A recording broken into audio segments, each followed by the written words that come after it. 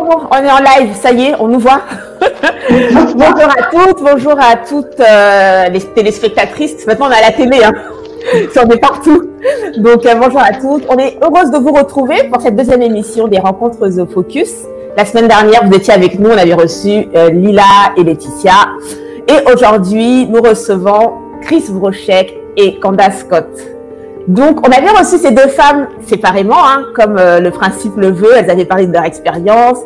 Et là, aujourd'hui, on a décidé de les rassembler pour qu'elles partagent, qu'elles croisent leur point de vue, que ce soit encore plus enrichissant parce que là, du coup, on a deux femmes de 30, donc ça va être encore plus enrichissant.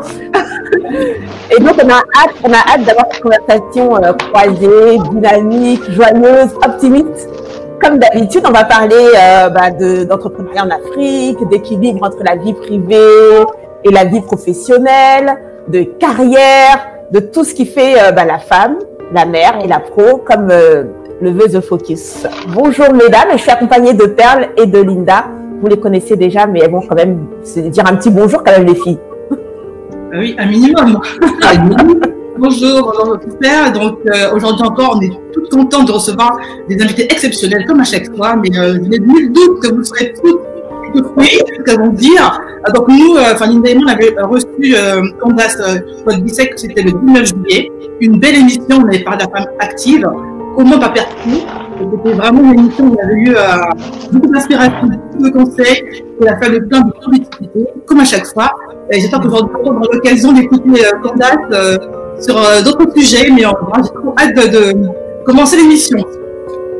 Effectivement, nous, c'était en juillet, en plus, je crois, les deux ont été reçus le même mois, avec cette et donc, j'étais heureuse effectivement d'avoir fait partie de l'équipe qui avait reçu Chris Brochek, qui est en ce moment à Pointe-Noire en direct aussi de Pointe-Noire, pour une émission, je me rappelle avec des passes, bientôt une passe, entre conseils et retour d'expérience de femmes de terrain.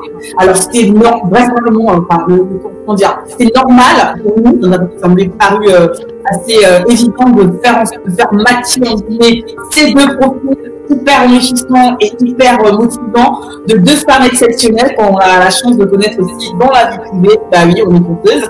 Et aujourd'hui, on a hâte de voir quel type d'interaction croisés doigts, on peut crier entre ces deux femmes. Je pense que ça s'appelle les dragons. Parce que je me rappelle, Candace, on dirait un peu utilisé pour te présenter comme une espèce de ouragan, j'avais dit, je ne sais plus, la force tranquille, comme un dragon qui est endormi. Oh là là, ma crise. C'est pas comment c'est ça. J'arrête. Bref, bienvenue les filles. Merci de prendre votre précieux temps pour être avec nous en ce dimanche 15h30, heure de France. Et merci à tous ceux qui sont sur Facebook et YouTube en direct en ce moment. Bonjour à Steve qui nous dit bonjour mesdames. Bonjour Steve. Comme d'hab, il n'y a pas d'ordre du jour en tant que tel. Il n'y a pas. On est comme à la maison, hein, ça n'a pas changé. Ça. Bah oui, voilà, ouais. Tout le temps, hein. Là, on va parler comme si on était que toutes les 5. Voilà, on va faire salon. On va faire conversation de salon. Exactement. En tout cas, les filles, bienvenue. Merci. Merci. On va vous demander des petites nouvelles quand même depuis juillet, parce que bon, ça fait pas si longtemps, mais quand même, vous savez, il y a tellement de choses qui se passent en un jour. Donc, qu'est-ce qui s'est passé depuis juillet? Pour toi, Chris, qui est à Pointe-Noire, qu'est-ce qui s'est passé? Bon, déjà, pour commencer, je suis pas à Pointe-Noire, là, actuellement, je suis en Bretagne. Non, mais c'est pas... Non, mais tu me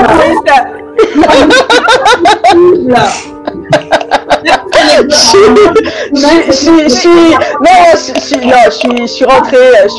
suis rentrée cette semaine. Non, mais c'est vrai qu'il faut suivre, mais il faut suivre mes déplacements. Même moi aussi, parfois, j'ai du mal. Donc, je suis à Pointe-Noire. Non, je suis en Bretagne et j'ai passé 3 semaines à Pointe-Noire. Voilà, donc j'ai retrouvé un peu mes affaires. Donc la première semaine, en fait, j'étais surtout à Pointe-Noire pour le GUE, qui est la Global Entrepreneurship Week. C'est un événement qui fait la promotion de l'entrepreneuriat au niveau de l'international et qui existe depuis, je crois, 6-7 ans. Et moi, j'ai participé à 5 éditions. Et c'est un événement, vraiment, ça me tient vraiment à cœur de soutenir à chaque fois, d'aller, de participer à des conférences, de rencontrer des gens, des jeunes entrepreneurs aussi, et des femmes. En fait, le GUE, pour moi, à Pointe-Noire, qui est organisé par l'incroyable Cyril Mabunda, je dis incroyable parce qu'il est vraiment incroyable, c'est vraiment aussi pour moi une manière un peu de prendre aussi le baromètre du terrain, de ce qui se passe, parce que c'est vrai que bon, Candace c'est comme moi je suis une femme geek, donc c'est vrai que nous, à partir du moment qu'on a la connexion internet, le reste là, ça ne nous intéresse pas trop, tu vois. Donc quand je vais au GUE, c'est vrai que c'est pour moi une occasion de retrouver toutes les femmes, celles qui sont dans la mode, celles qui sont dans l'agro-business, celles qui sont dans les champs aussi, et puis de me connecter aussi avec les jeunes femmes un peu de l'écosystème. Donc j'ai fait une semaine de GUE, après j'ai travaillé un peu. J'ai fait une escale très, j'enverrai des photos sur Twitter. J'ai passé une journée au village. Je suis allée en jour de pluie avec nos routes complètement déglinguées. Alors là, je vous assure, c'était aussi bien que toutes les attractions de Disneyland, là, tu vois. Disneyland, j'avais même pas besoin. Tu vois, à un moment, la voiture, elle rip, elle va vers, tu vois, elle va vers le bord, et toi, t'es là, on va tomber. Mais sauf que t'es pas dans un manège, c'est dans la vraie vie. En fait, j'étais partie, ça c'était mon séjour un peu côté champ, j'étais partie vérifier un peu les vergers de mes parents, parce que là, ça aussi, c'est l'Afrique aussi, où on a toujours plusieurs activités. Donc, mes parents ont des vergers, des champs. Donc, j'étais allée voir la croissance des ananas. Voilà. Et du coup, j'ai même cru qu'on allait dormir en brousse. Bon, on est revenu. Sinon, après, j'ai eu une rencontre aussi avec des jeunes filles, une manifestation pour laquelle je suis marraine, qui s'appelle Ladies University. Et c'est un peu l'échange qu'on a eu là, Joël, sur Twitter. Toujours de se rendre compte à quel point il y a un manque au niveau de l'encadrement des jeunes filles, des jeunes femmes universitaires, où elles ont vraiment envie de parler, d'échanger. Et moi, tu vois, voir des gens qui sont étonnés parce que je fais d'échanger avec elles, tu vois, elles me disent, mais madame, mais votre motivation, finalement, pourquoi vous êtes là? Mais je me suis dit, mais le marché, il est comment là? Et en fait, j'ai dit non, je suis là parce que moi je veux faire pour vous ce que j'aurais aimé qu'on fasse pour moi. Donc je viens partager mon expérience, partager ma connaissance, mon savoir avec vous. Et c'est vrai que certaines d'entre elles étaient surprises. Et puis après, bon, j'ai passé un après-midi aussi avec les jeunes les enfants de mon association à faire de la lecture. On a lu Le Petit Nicolas, c'était assez sympa d'ailleurs. L'animateur nous ayant faussé compagnie, j'ai pris le relais, voilà. Sinon, côté projet, on attend 2021 avec impatience, mais sachant que c'est pas le fait de passer en 2021 qui va changer nos vies, hein. C'est juste une date dans le calendrier, c'est juste peut-être un moment où on fixe une deadline, on se dit ok, à partir de là il y a des choses qui doivent changer, où je dois beaucoup plus tenir à mes résolutions et être beaucoup plus droite. C'est-à-dire que, sachant que pour moi, j'ai un de mes slogans qui est à faire les choses de la même manière, on finit toujours par avoir les mêmes résultats. Donc si tu n'es pas contente de ce que tu fais, il faut commencer à le faire différemment. Et c'est un peu ma devise, c'est un peu avec ça que je rentre en 2021. Donc voilà, donc vous risquez de voir plus en 2021 parce que ça fait partie des choses qu'il faut que je change. Voilà, donc je vais pas trop parler, je vais laisser la parole à Candace, enfin je sais pas, c'est à vous de dire les filles. Voilà un peu mon activité. Donc là je suis en Bretagne, il pleut, la France m'a accueilli avec un test Covid dans le nez à l'aéroport, je ne dis pas, j'ai les narines comme ça parce que j'ai les narines comme ça parce que c'est mon 7e test, hein. C'est mon 7e test Covid. Mais bon ça va, ça va. On a la pêche et on est super optimiste. Voilà. Merci pour ces super nouvelles, Chris. Et moi, je trouve que c'est un bon risque à prendre, hein, ma chérie. Hein. On va plus en 2021. Moi, je vote pour oui. Hein. Pour, pardon? c'est un très bon risque à avoir, hein, te voir plus souvent en 2021. Oui, non, mais disons que moi j'avais suivi la formation avec Naboo, Show Up and Shine, parce que faut pas que les gens y croient, hein, même vous trois là. Je suis sûre que vous devez avoir le même problème que moi, même Candace d'ailleurs. Moi j'ai toujours un peu cette inhibition à me montrer. Oui. À partager ce que je fais. J'ai toujours, honnêtement, hein, pour ceux qui trouvent que Chris Blanchec en fait trop, faut vous dire qu'en fait, elle en fait pas assez. Et que là, c'est rien. et que là, c'est vraiment rien. Et que, je vous assure, cette année, j'ai même pas j'ai posté peut-être 40% de ce que je faisais dans la vie. Donc, ça veut dire que les 60% sont passés à l'as, par flemme, par honte, par inhibition, par le fait de se dire, ouais, mais bon, je vais encore poster, qu'est-ce que les gens vont penser de moi, qu'est-ce qu'elles vont encore montrer, etc. Et ça, j'ai dit, pour 2021, faut que ça change, et ça va changer. Là, je sens que écoute, elle aurait dit, yeah, show up, yeah! Merci aussi, Naboo. Merci beaucoup à Naboo Fall aussi, parce que moi, c'était un gros coup de Candace du coup, que tu deviens aussi depuis juillet. Ah, écoute, d'infos sur toi là. Écoute, je pense que l'information la plus marquante, c'est que j'ai quitté mon poste aux Nations Unies à la fin du mois d'août. Oui. C'est une conséquence du Covid aussi. Enfin, non, c'est pas nécessairement une conséquence du Covid. Je suis un peu ce qu'on appelle un job hopper, donc je reste rarement très longtemps dans une entreprise. Je suis comme un chargé de mission. Je viens, j'aide à déployer quelque chose, à résoudre un problème, à poser les bases de quelque chose d'à peu près durable, et après je passe à autre chose parce que voilà, je suis plus une personne qui met en place les choses et qui aide à résoudre des problèmes qu'une administratrice en réalité. Donc même en prenant ce poste aux Nations Unies, venant en plus du secteur privé, start-up très dynamique, entrepreneurial, etc., je savais que, bon, j'avais pas payé les études de mes enfants avec, quoi, tu vois, donc... voilà. Parce que c'est ça le problème aussi.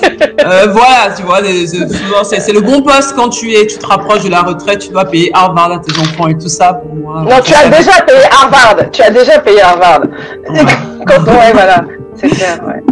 Du coup, je savais que j'y allais pas pour faire carrière entre guillemets, mais disons que le Covid et le lockdown m'a donné la possibilité de passer un peu plus de temps chez moi, de prendre plus de temps pour moi et m'a donné le recul dont j'avais tellement besoin pour me poser une fois de plus la question, qu'est-ce que je ferais si je n'avais pas peur? Et la réponse la réponse que j'ai toujours donnée toutes ces années, chaque fois qu'on m'a posé cette question, c'est je laisserai ce poste et je montrerai ma propre activité. Sauf que jusque-là, j'ai jamais eu le courage de le faire, ou les circonstances s'y prêtaient pas aussi. J'ai quand même pris presque 10 ans à rembourser mon crédit de l'ESSEC. Voilà, la vie, c'est pas un fait non plus. C'est pas voilà. Mais là, en l'occurrence, mon crédit ESSEC était payé, merci les Nations Unies, et le lockdown m'a fait réaliser que la vie est courte. Aujourd'hui, c'est une pandémie, demain, c'est une bombe atomique, après, demain, tu glisses sur ton trottoir, tu meurs, ce serait dommage.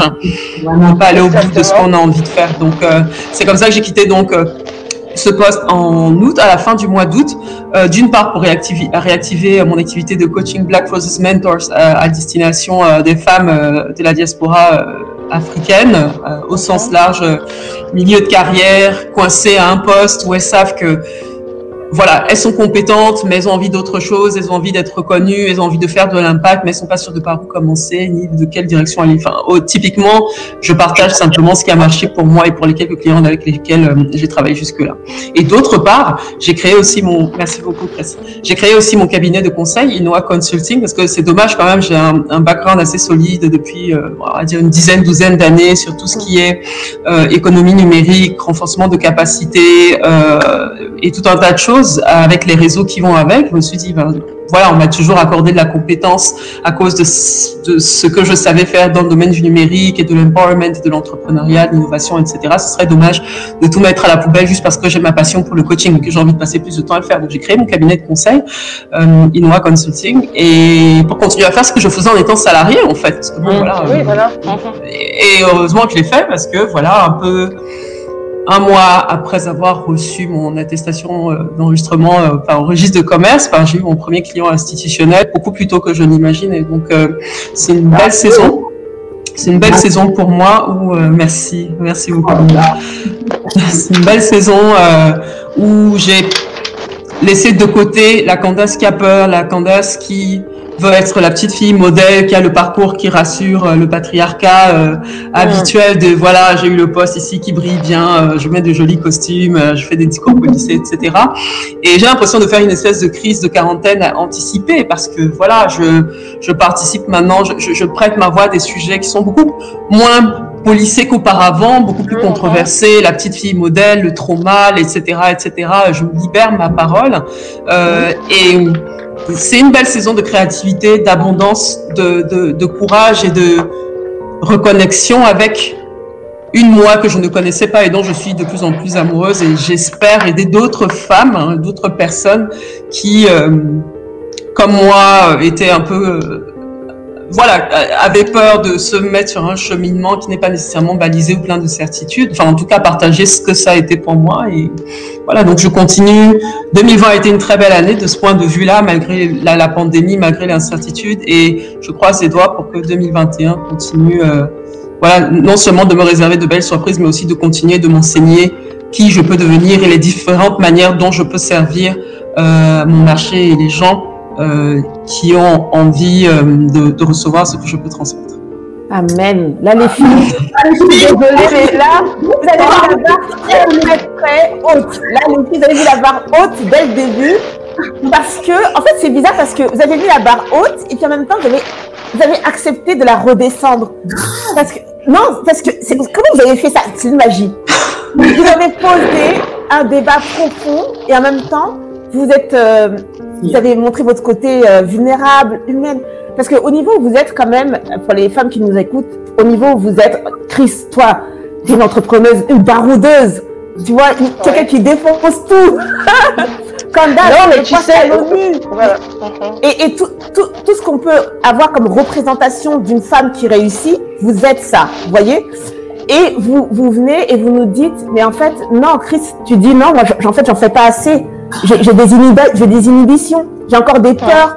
Et Candace, elle nous dit, mais en fait, au poste où j'étais, c'était bien sûr, ça brille pour le regard extérieur, mais il y a plein de peurs qui font que, en fait, je ne faisais pas réellement ce que j'avais envie de faire. Et ça, c'est pour dire que ça touche n'importe qui. Et souvent, quand on est une femme, on se considère, entre guillemets, en bas de la société, parce qu'on a un petit poste d'employé, etc.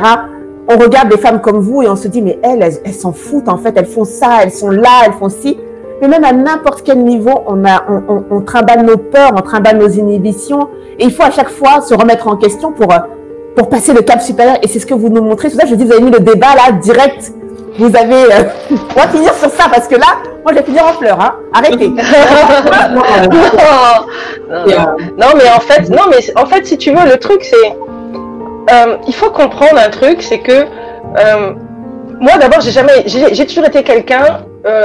ce n'est qu'il y a quelques années, depuis 2 ans que je sais ce que je veux. Mais par contre, j'ai toujours su ce que je ne voulais pas. Je sais comment je ne veux pas être traitée. Je sais exactement. Donc, ce n'est qu'il y a depuis 2 ans que je sais exactement ce que je veux faire. Et là, maintenant, je suis intraitable sur la manière dont je dois être traitée. Mais en fait, il faut que les gens comprennent que même quand on a l'air de voir des gens qui ont des trajectoires assez enviables, en fait, il y a aussi des parcours qui se font au fur et à mesure de la vie, au fur et à mesure qu'on avance, au fur et à mesure des opportunités qui se présentent à soi. Il y a aussi des opportunités que nous créons nous-mêmes, mais si on n'avance pas sur un chemin, si à un moment on ne se décide pas d'être en rupture avec la vie qu'on a ou avec ce qu'on n'aime pas, il n'y aura jamais de changement. Ok? Donc en fait, et après justement ce changement, quand tu es dedans, après il t'emmène sur une voie, et après il n'y a qu'à se laisser quelque part guider, et surtout avoir beaucoup de confiance et beaucoup d'amour pour soi en fait. Et ça c'est important. La première des choses en fait, c'est vous devez vous aimer vous-même. Vous êtes des êtres extraordinaires, vous êtes des êtres de lumière. C'est pas quelqu'un de l'extérieur qui vous aimera plus que vous vous aimez vous-même. Vous devez d'abord vous donner de l'amour, vous accepter. Et à ce moment-là, après, tout est facile. Parce que moi, quand j'arrive et que les gens ils viennent, ils me critiquent. Oh non, toi t'es une femme, ceci, cela, ceci, cela. Je suis là, je regarde. Pourquoi? Parce que j'ai cultivé suffisamment d'amour et de confiance envers moi-même pour être aussi, conciliante avec moi-même quand il le faut, pour être dure aussi quand il faut que je me bouge le derrière, etc. Mais la force qu'on doit avoir, elle doit venir de soi. Et quand elle vient de soi, de l'intérieur, quand elle vient de soi, en fait, après, elle vous permet d'irradier l'extérieur. Et là, à ce moment-là, vous avez une aura de lumière extraordinaire. Quand on parle de gens, on dit, ouais, telle personne a du charisme, etc. et tout ça. Non, le charisme, c'est ça. Le charisme, c'est la lumière en soi, c'est l'amour qu'on a de soi, c'est la confiance en soi qui déborde tellement qu'elle agit sur l'extérieur et qu'elle crée quelque chose, quoi. Et donc voilà. Mais personnellement, je le sais, je le dis. Je suis encore en construction. Je suis pas arrivée où je voudrais. J'ai réalisé quelques petites choses, mais il y a encore, mais là encore pour les 10 ans à venir, hein, parce que comme dit Candace, on doit payer Harvard. Donc on n'a plus le choix. On doit payer Harvard pour nos enfants. Tu comprends? Vous comprenez? Donc en fait, on n'a plus vraiment le choix. Il faut se dépasser, il faut y aller. Avant, je commence ma petite punchline. Hein. On va créer Harvard pour les nôtres. On va créer notre propre Harvard. On va créer notre. Ah, ça c'est Linda, ça. Il y a l'African Leadership Academy et l'African Leadership University qui marchent très bien. Oui, attends, avec une collaboratrice. Je vois Marie-Dani, on a qu'à connecter quelque part, ou en Côte d'Ivoire, ou au Cameroun en ce moment, je ne sais pas où est-ce qu'elle est. Pourquoi on va lui donner ton amour à Harvard? C'est quoi? Non, on va créer notre propre Harvard. Non, tu as tout à fait raison, sauf que c'est vrai qu'effectivement, nos parcours ne sont pas encore suffisamment brandés. C'est pour ça qu'on parle d'Harvard, parce que ce sont des institutions qui se sont créées sur des décennies, voilà. Donc nous, en fait, quelque part, là où on a la chance, c'est que la légende, elle commence avec nous. Yeah. Et c'est le privilège, voilà, tu vois. Nous, en fait, effectivement, tu as raison. Il faut qu'on crée, on est à la base, on a la genèse, il faut aussi qu'on crée aussi notre propre jeunesse, notre propre success story, notre propre storytelling, en fait, pour les écoles en Afrique. Et c'est vrai, tu as raison, on peut bien me pencher un peu plus sur la question. Et c'est mon obsession, ça. Je sais pas pour vous les filles, mais moi, c'est mon obsession. Qu'on crée des trucs qui sont, comment dire, pas forcément contre les autres, mais pour nous, qui soient représentatifs de ce que nous on est, de ce qu'on vit en termes culturels, parce que c'est quand même le socle même d'utilisation. Donc, il y a plein de pays d'Afrique, et moi, je parle de ça pour nos enfants, et même les enfants de nos enfants, qu'on commence un jour, et que maintenant, c'est un devoir. C'est même pas que pour faire joli, pour qu'on parle de nous. Vraiment, on va commencer un truc que nos enfants et nos petits-enfants vont continuer, et peut-être que leurs enfants, alors, à eux, vont vraiment vivre de ces fruits-là. Et bon, bref, il y a, elle dit les filles, elle a mis ça là-bas. Oh là là, voilà. Je vous laisse passer un petit message comme au soir de Facebook. Merci Adi. Coucou Adi. Merci beaucoup Adi. Justement, en parlant de commencer, j'avais une question pour nos deux invités. Chris, tu parles des femmes, tu as connu l'interview au Congo avec la rencontre dont tu parles de Blue, c'est ça? J'ai bien compris. Et Blue, ouais. La boîte de conseil et de coaching. Comment vous sentez les femmes? Est-ce que vous sentez vraiment une vraie impulsion, quelque chose de différent qui commence à émerger auprès des femmes d'entrepreneuriat, dans le côté oser les choses, ou c'est encore tout timide, il y a encore beaucoup de leviers à soulever pour nous? Je laisse Candace. Est-ce que je sens quelque chose en particulier? Ma réponse est nécessairement biaisée parce qu'elle va être plus à l'image de mon réseau et des femmes avec lesquelles je travaille, c'est pas nécessairement un reflet de la réalité. Mais en tout cas, j'ai la chance de collaborer ou d'être en interaction assez constante avec des femmes, jeunes femmes notamment, extrêmement courageuses, qui beaucoup plus tôt que leur mère, leur tante, ont envie d'avoir une vie qui ressemble à leur plein potentiel.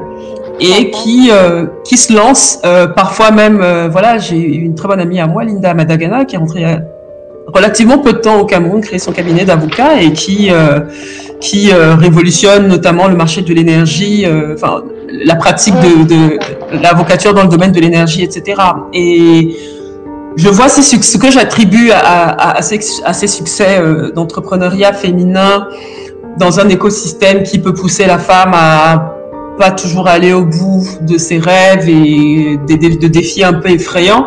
C'est le manque de représentation, la qualité du réseau qu'on a. Et par qualité de réseau, j'entends pas connaître tous les patrons du CAC 40, tous les ministres d'un pays ou ce genre de choses, mais est-ce que dans ces groupes WhatsApp, on a des copines qui font preuve de courage, qui croient en nous, qui nous donnent des bons tuyaux, qui nous rassurent quand le monde nous fait un peu peur. Et je pense que c'est ce qui fait la différence au final, c'est se connaître, être bien entouré et se lancer. Donc, pour revenir à la question en elle-même, j'ai le sentiment que de plus en plus de jeunes femmes, et par jeunes, j'entends globalement, allez, je dirais dans la trentaine ou moins, en tout cas c'est celle que je fréquente le plus, il y a de plus en plus de quête de sens.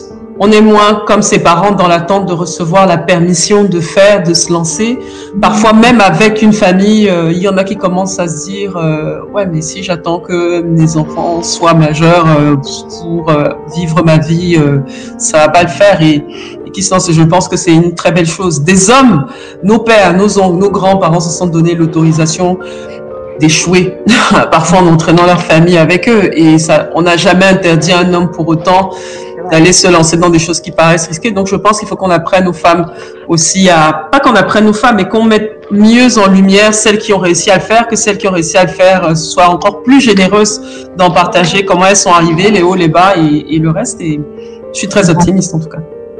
C'est vrai ce que tu dis, Candace, sur le fait que nos parents, c'est vrai, se sont donné le droit d'échouer, mais même en venant en France, le fait de quitter, de tout quitter, de venir, c'est aussi se risquer. Il n'y a pas plus gros risque de quitter sa famille, ses amis, mais de venir dans un pays totalement inconnu. Donc ça déjà. Et puis moi, personnellement, j'ai expérimenté ça. Mon papa, qui était expert comptable, du jour au lendemain, a décidé qu'il allait créer sa propre entreprise. Et elle s'est cassée la gueule, entre guillemets, ce qui nous a entraîné dans une faillite, dans une perte de logement, dans tout ça. Après, il a rebondi. Mais, tu vois, il s'est donné ça. Alors que moi, je porte ce truc-là en me disant, non, attention, t'as pas le droit à l'échec, t'as pas le droit à faire ci, fais attention à ce que tu fais. Et les hommes n'ont pas ils n'ont pas, ou peut-être parce que c'est une génération aussi d'aventuriers, hein, faut pas mentir, c'est une génération d'aventuriers, donc ils ont cette capacité à se dire, ah non, je me pose moins de questions en fait. Et sur le côté osé, c'est vrai que nous les femmes, mais en même temps, on est dans la réflexion, hein, beaucoup quand même, hein. Eux, ils sont un peu sauvages, ils font les choses un peu sauvagement. Non, ils sont beaucoup plus, je pense qu'ils sont beaucoup plus spontanés et quelque part, ils se posent moins de questions que nous. C'est-à-dire que nous, on a toujours la charge de quand on fait quelque chose, je vais manger comment on va faire la famille. On a toujours eu cette responsabilité-là. Chose que parfois les hommes n'ont pas. Pour en revenir un peu à la question de Pearl, un peu, qui m'a demandé un peu le baromètre, moi, ce que j'ai ressenti pendant le GU, les femmes investissent et entreprennent de plus en plus. Ça, c'est déjà incontestable. Et en ce qui concerne le domaine, par exemple, de l'agro-business, ce que j'ai pu constater au Congo, c'est que grâce au Covid, le Covid, en fait, a accéléré, en fait, la production de tout ce qui va être made in Congo. Et ça, pour nous, c'est génial. Parce que c'est vrai qu'avant, nous, par exemple, au Congo, le marché du Congo-Brazzaville, on ne plébiscitait pas trop tout ce qui était made in Congo. Alors que maintenant, on arrive, il y a de plus en plus de choses, que ce soit en matière d'agroalimentaire, que ce soit en matière de mode, que ce soit en matière même d'agriculture. Maintenant, on va plébisciter vraiment le made in Congo. Ce que je commence à regretter et que j'ai constaté déjà depuis des années, c'est que on n'a pas de framework. Et ça risque de limiter certaines personnes. Imagine un peu, par exemple, moi je connais une amie qui s'appelle Edrine Samba, elle fait du manioc. Elle fait du pain de manioc, elle fait du pain de manioc, la chikwang. Bon, sur un produit que tu vends 100 francs, c'est-à-dire 15 centimes d'euros, tu fais combien de marge? Quand ton marché, c'est un marché où il n'y a que 2 millions d'habitants. Donc, si vous voulez, donc moi je pense qu'aujourd'hui, les femmes, elles ont compris qu'il fallait sortir des foyers parce qu'il fallait manger, etc. On a des femmes qui montent maintenant en puissance un peu dans les affaires, mais à un moment on est bloqué. On est bloqué soit parce qu'on n'a pas de cadre macroéconomique favorable ou les aides qu'il faut, ok, mais on est bloqué aussi parce que dans nos têtes. C'est-à-dire qu'aujourd'hui, moi, je vais créer quelque chose au Congo, je vais me dire, ça va s'arrêter au Congo. Alors que non, ce que moi j'essaie de dire aux jeunes filles, aux jeunes femmes, c'est qu'aujourd'hui, quand vous créez, il faut penser sous-région. Ne pensez pas que Congo, pensez aussi sous-région, pensez pourquoi pas même le continent tout entier. Et ça, c'est quelque chose, on fait un blocage là-dessus. Se dire aujourd'hui que, et c'est pour ça que j'aime bien ce qu'elle fait Edrine avec la manioc riz, c'est-à-dire que son manioc qui est fabriqué au Congo, est consommé à Paris. Vous voyez? Et ça, il y a eu un blocage. Et maintenant, petit à petit, les choses sont en train de se normaliser. On ose beaucoup plus. Mais moi, ce que je regrette, c'est que qu'il n'y ait pas assez de financement. Maintenant, ce que j'ai constaté aussi lors du GIU, c'est vrai que maintenant, tout ce qui concerne les institutions de femmes, etc., bon, maintenant, on met maintenant des belles jeunes femmes qui savent parler, qui savent s'exprimer, mais le framework, en tout cas, il y a encore beaucoup de choses à faire en ce qui concerne le cadre. Mais maintenant, si vous voulez, la femme pourvoyeuse, la femme qui gagne son argent, c'est plus un scandale. Par contre, là où ça peut être compliqué, c'est quand elle gagne plus d'argent que son mari. Ah là là, ça fait encore. Plus d'argent que le patriarche de la famille. Trop d'argent, là, ça devient un problème. Oui, ben oui, trop d'argent. Ça veut dire quoi, trop d'argent? C'est pas la base, c'est pas la mesure. Et justement, la base, c'est justement, il y a un référent dans la famille, un patriarche, même son époux, à partir du moment déjà que tu gagnes plus d'argent que ton époux. Et si ton salaire se rapproche même de ce qu'il gagne, ça commence à devenir un problème. Et tu l'écrases pas à la maison, aïe, aïe, aïe. C'est compliqué. Vaut mieux que vous soyez en phase, tous les deux, pour approcher certaines choses, mais c'est toujours mal vu dans un couple quand la femme gagne plus et qu'elle s'affiche plus que le mari. Ouais, qu'elle est plus mise en avant. En fait, ça dépend, je pense que ça dépend de l'époux et de la famille de l'époux derrière. Hein. Aussi. C'est pas nécessairement automatique, c'est vraiment une question de dynamique de couple. Oui. Mais c'est vrai que dans en Afrique subsaharienne, effectivement, c'est majoritairement problématique. C'est majoritairement problématique quand la femme gagne plus. Alors maintenant, effectivement, il y a ce qu'on appelle maintenant les gold couples. Et ça, je commence à en voir aussi de plus en plus au Congo, où vous êtes un couple, tous les deux, vous êtes dans les affaires, vous êtes entrepreneurs. Donc en fait, il y a une certaine dynamique qui se crée et on n'est pas en compétition l'un avec l'autre. Mais ça, quelque part, bon, c'est comme pour beaucoup de choses, ça se construit et il faut beaucoup de communication aussi pour régler les problèmes qui peuvent survenir en route, quoi. Ouais, c'est ça. Avec plein de choses, effectivement. Est-ce qu'on va restreindre son ambition pour ne pas, justement, on va dire, froisser les sentiments de monsieur, de peur, que comme tu sais que tu vas réussir, en tout cas, tu veux réussir, peut-être que tu veux te donner les moyens pour réussir. Si tu réussis, t'as la crainte de se dire, mince, qu'est-ce que mon homme va penser, quoi? Est-ce qu'il va être content pour moi? Alors c'est là où tu te dis, il y a plein de sujets qui se mélangent. Est-ce que dès le départ, tu sais très bien où tu veux aller, et que tu dis à ton homme, moi je veux faire ça, et que quand je vais y aller, est-ce que tu as l'argent du couple? On parle du principe que l'argent du monsieur, c'est l'argent de la femme, c'est l'argent du couple, mais que l'argent de la femme, c'est pas forcément l'argent du couple ou de monsieur. Moi, je parle du principe que c'est la même chose. On parle en guillemets d'égalité de famille. Oui, voilà. Mais en fait, ça, si tu veux, moi, je pense que chaque couple doit chercher son équilibre. Oui, par exemple, il y a une dame que vous connaissez en Côte d'Ivoire, qui est une très grande femme d'affaires qui est dans l'agro-business, qui s'appelle Patricia Yao. Patricia, elle a une boîte de microfinance. Elle est très investie dans l'agro-business, mais elle nous disait la dernière fois lors d'une réunion du FAFEL, lorsqu'elle a des nouvelles à annoncer à son mari, elle sait comment le faire. C'est-à-dire, elle le fait, elle se fait femme. C'est-à-dire que ce soir-là, elle va lui faire le plat qui lui plaît. Elle va lui acheter le vin qu'il veut pour que la pilule passe. Mais si tu arrives et que tu dis, bon, écoute, moi j'ai ça qui arrive au boulot, c'est comme ça, et puis tu dis rien, mais évidemment qu'il y aura un problème. Évidemment, c'est ce que Patricia Yao a dit, évidemment qu'il y aura un problème. Donc je veux dire, en fait, c'est pour ça que je parle plutôt d'équilibre, je veux pas jeter la pierre de l'autre côté, parce qu'on va encore me dire, toi et ton féminisme là, et moi c'est pas le féminisme que je plaide, non, moi je comment? Non, je veux pas, parce que je connais des gars qui sont formidables, il y a des Ifanchi qui sont extraordinaires, mais en fait c'est beaucoup plus, c'est vraiment une discussion de couple pour accepter, et puis surtout aussi ce qu'il faut faire, il faut aussi impliquer l'autre aussi dans ce qu'on fait. Je sais pas si vous avez vu un moment là, il y avait un tag sur Facebook qui passait, c'était une annonce où le gars apparemment il faisait une tronche absolument extraordinaire, lamentable, parce que il avait appris que la maison qu'il louait depuis 8 ans avec sa femme, c'était la propriétaire, c'était la femme. Tous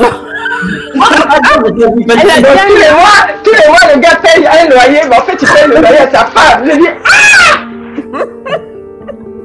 Bah attends, parce qu'elle a eu peur de ça, c'était elle la Mais elle a tout compris à la vie, cette dame. Oui. Franchement,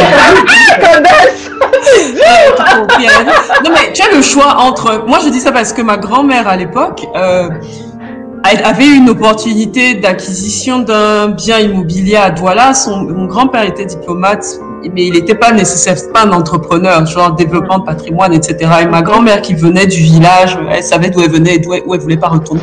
Donc, elle a eu l'opportunité d'acquisition d'un terrain et elle s'est dit, bon, lui, il n'est pas pour acheter les terrains, les machins, ça lui prend la tête, mais je dois acquérir le truc quand même. Et elle pouvait l'acheter, elle pouvait pas construire. Donc, elle s'est entendue avec un expatrié, elle lui a dit, voilà, j'achète. Attends, c'est quoi? En gros, elle lui a donné la capacité d'avoir le terrain pour, d'occuper le terrain et de bâtir dessus et de l'occuper pendant 15 ans après de le lui rendre bâti. Et elle a dit à son mari, mon grand-père, qu'une fois l'affaire étant conclue, parce que souvent tu es dans des dynamiques de couple où si tu es un peu plus ambitieuse et si tu as un peu plus les pieds sur terre, c'était mon grand-père celui qui gagnait l'argent, mais il n'était pas aussi bon gestionnaire qu'elle. Et tu as des couples où tu connais les faiblesses de ton mari, mais tu veux faire avancer la famille quand même, tu achètes ton bien tranquillement, mais tu veux qu'il continue de se sentir homme et avoir l'impression qu'il contribue au bien de ménage. Donc, il paye le loyer avec beaucoup de fierté chaque mois. Et en même temps, vous avez un bien immobilier qui est dans le patrimoine de la famille. Moi, je trouve que si c'est... Tu vois ce que je veux dire? Ça pique un peu, mais bon. Alors là, Lisa, dis-moi les commentaires, parce que là, ça doit chauffer. Bon, moi, je trouve qu'elle n'a pas eu tort, cette dame-là, mais je trouve que 8 ans, c'est trop long. Quand même, quelqu'un avec là, vous êtes là, il y a de l'amour, vous dormez ensemble, vous vous réveillez ensemble, et puis, au bout de 8 ans, et puis, par définition aussi, ça, c'est un truc que j'aimerais dire, les secrets finissent toujours par se savoir. Oui, ça c'est vrai. Donc, il y a des choses qui vont mieux. Je suis pas sûre qu'elle avait l'intention de le cacher toute la vie. Mais une fois de plus, c'est une question de dynamique de couple. Moi, j'ai vu des dynamiques de couple où, on reste ensemble parce qu'il faut rester ensemble, il faut élever les enfants ensemble, etc. Mais on se fait pas nécessairement confiance. On sait que monsieur a des petites, on sait que machin, je sais pas quoi, etc. Et donc, moi, je le vois surtout dans les générations antérieures où il y a une culture du secret très élevée. Je dis pas que c'est nécessairement sain, mais il y a aussi un défaut on n'a pas nécessairement encore énormément de capacité à communiquer de manière saine et constructive entre nous. Voilà. En fait. Donc il y a des petites choses comme ça, effectivement. Non, mais je suis d'accord sur ce que tu dis, Candace. Moi, je te dis ça, mais moi, je me suis mariée sur le régime de la séparation des biens. Donc, c'est un truc, ça a sauvé ma vie. Hein. Ouais. Ah, bah oui!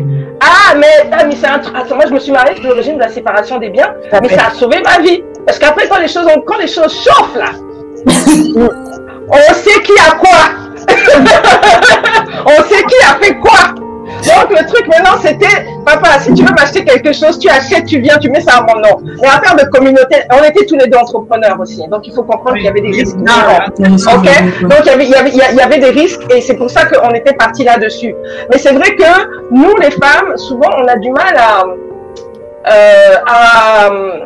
à protéger en fait notre patrimoine. Et c'est vrai que quand on arrive, par amour, on met tout devant. Ouais. Alors, autant c'est vrai que cette dame-là, j'ai dit qu'elle a exagéré pendant 8 ans. Autant il y en a aussi quand elles arrivent, elles mettent tout devant et puis après, on se retrouve ruiné et en fait, t'as deux plaies. T'as une plaie d'argent parce que t'as plus d'argent et puis après t'as plus de cœur. Donc là, c'est vraiment le parfait commun. Il faut qu'on apprenne à se protéger. Moi, je dirais la leçon que je dirais là-dessus, parce que là, ça doit fuser encore sur Facebook. On a dit, voilà, celle-là, ça bouge là. Je dis non, c'est simplement, on peut aimer, aimons, partageons aussi avec nos compagnons, mais savons jusqu'où on peut aller. Et une fois cette limite-là franchie, on ne la dépasse plus parce que ça va vous mettre vous-même en danger et éventuellement aussi peut-être vos enfants par la suite. Il faut juste savoir quand et comment s'arrêter. Et quand on arrive à une certaine ligne, on a dit, on a un business ensemble, on a investi 100 000 euros par exemple, on dit ok, on va encore mettre peut-être 20 000. N'acceptez pas quand on vient encore vous dire, il y a le 150, on va aller jusqu'à 200. Et que ça vous met en danger parce que sinon vous tous, vous allez vous retrouver dans la sauce.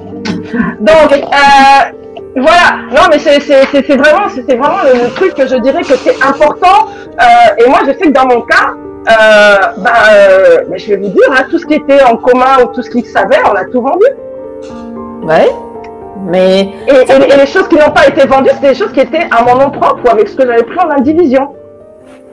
Et c'était le patrimoine que j'ai eu encore jusqu'à il y a quelques années. Donc c'est pour vous dire que, et autant aussi quand vous arrivez, vous dites ah on va aller voir un notaire pour le contrat de mariage, c'est vrai que ça fait pas beau, hein. Ça fait pas beau. On se dit bon alors ça fait tellement aventure de film. Bon on va signer le contrat de mariage. Mais non mais tu sais, ça fait tellement, mais ça sauve. Les réflexions qu'on peut avoir, moi je l'ai fait, je suis mariée sous la séparation des biens. Parce que pourtant on était tous les deux salariés, hein, y a pas mais dans ma tête je savais qu'à un moment je ne resterais pas salariée.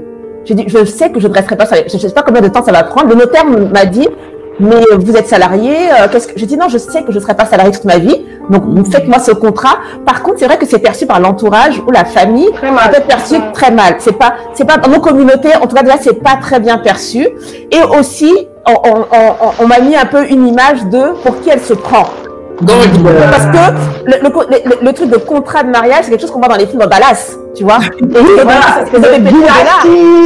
Voilà, mais ils sont des grandes maisons, donc on se dit oui, il faut un contrat parce que la petite, il ne faut pas qu'elle vienne quand tu vas divorcer, c'est une mangeuse, une croqueuse de diamants, donc voilà. Il y a cette image qui entoure tout ça, alors que, donc du coup, c'est vrai que dans nos communautés, c'est pas très bien compris, peut-être que ça a avancé, moi c'était il y a 12-13 ans maintenant, peut-être que ça a avancé, mais c'est vrai que sur le coup, on a dit, mais déjà, un, pour qui tu te prends, t'es pas riche, déjà de un, et de deux, t'es la femme, parce que c'est moi qui avais eu cette volonté-là. Et en tant que femme, eh ben, qu'est-ce que tu veux dire par là? Qu'est-ce que ça veut dire? Ça veut dire que un jour tu veux partir. En fait, on m'a vu tout de suite comme quelque chose de une croqueuse de diamant. Oui, il y avait plus d'amour. Ouais, en fait. Un peu bizarre, ouais. Voilà, c'était quelque chose. C'est ça qui me dérange. Je vais juste vous dire quelque chose, les filles. Celles qui ont des doutes là-dessus, elles ont qu'à voir les assureurs, notamment ceux qui sont spécialisés en assurance vie. Oui.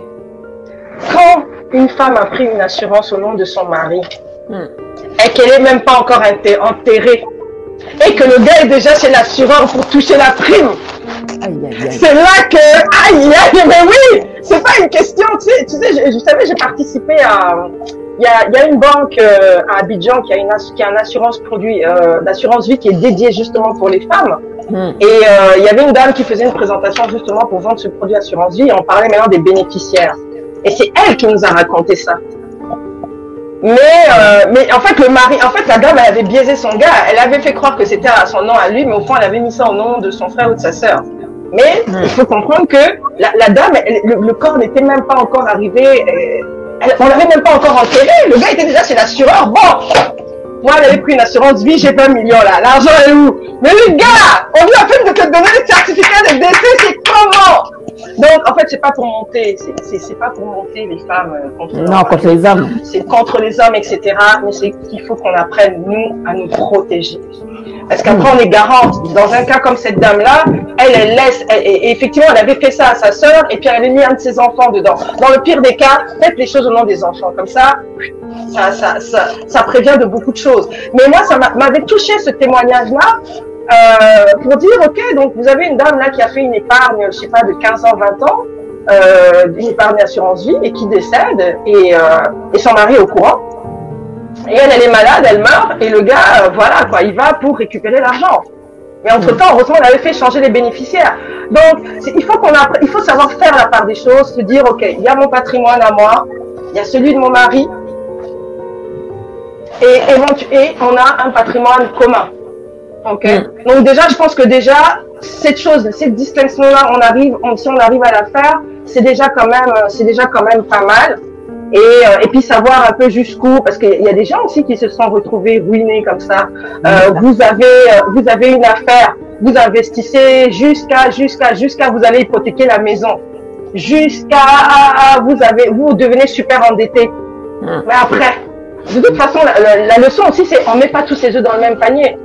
Aussi, oui. On ne met pas tous ses œufs dans le même panier, surtout quand on est entrepreneur et qu'il y a des risques. Je veux dire, c'est aussi sage que ça, quoi. Voilà. Merci. On en parlait à la famille, hein, l'entourage. Je veux dire, ce qui se passe dans le couple, vous décidez ou non de faire un contrat, l'entourage, il faut que savoir ça.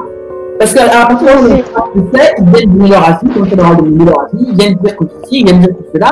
Non, si on trouve des chances avec son couple, on construit. Moi, je trouve toujours la cohésion dans le couple. À partir du moment où on est d'accord que le reste, là, même le pape va venir parler, vraiment, le pape, je vous respecte beaucoup, mais non, voilà, non, mais je pense que tout, c'est la communication, le bon sens. Hein, le bon sens et la logique. Après, je pense que les choses, on s'entend en fait. C'est la communication, le bon sens, la logique, et puis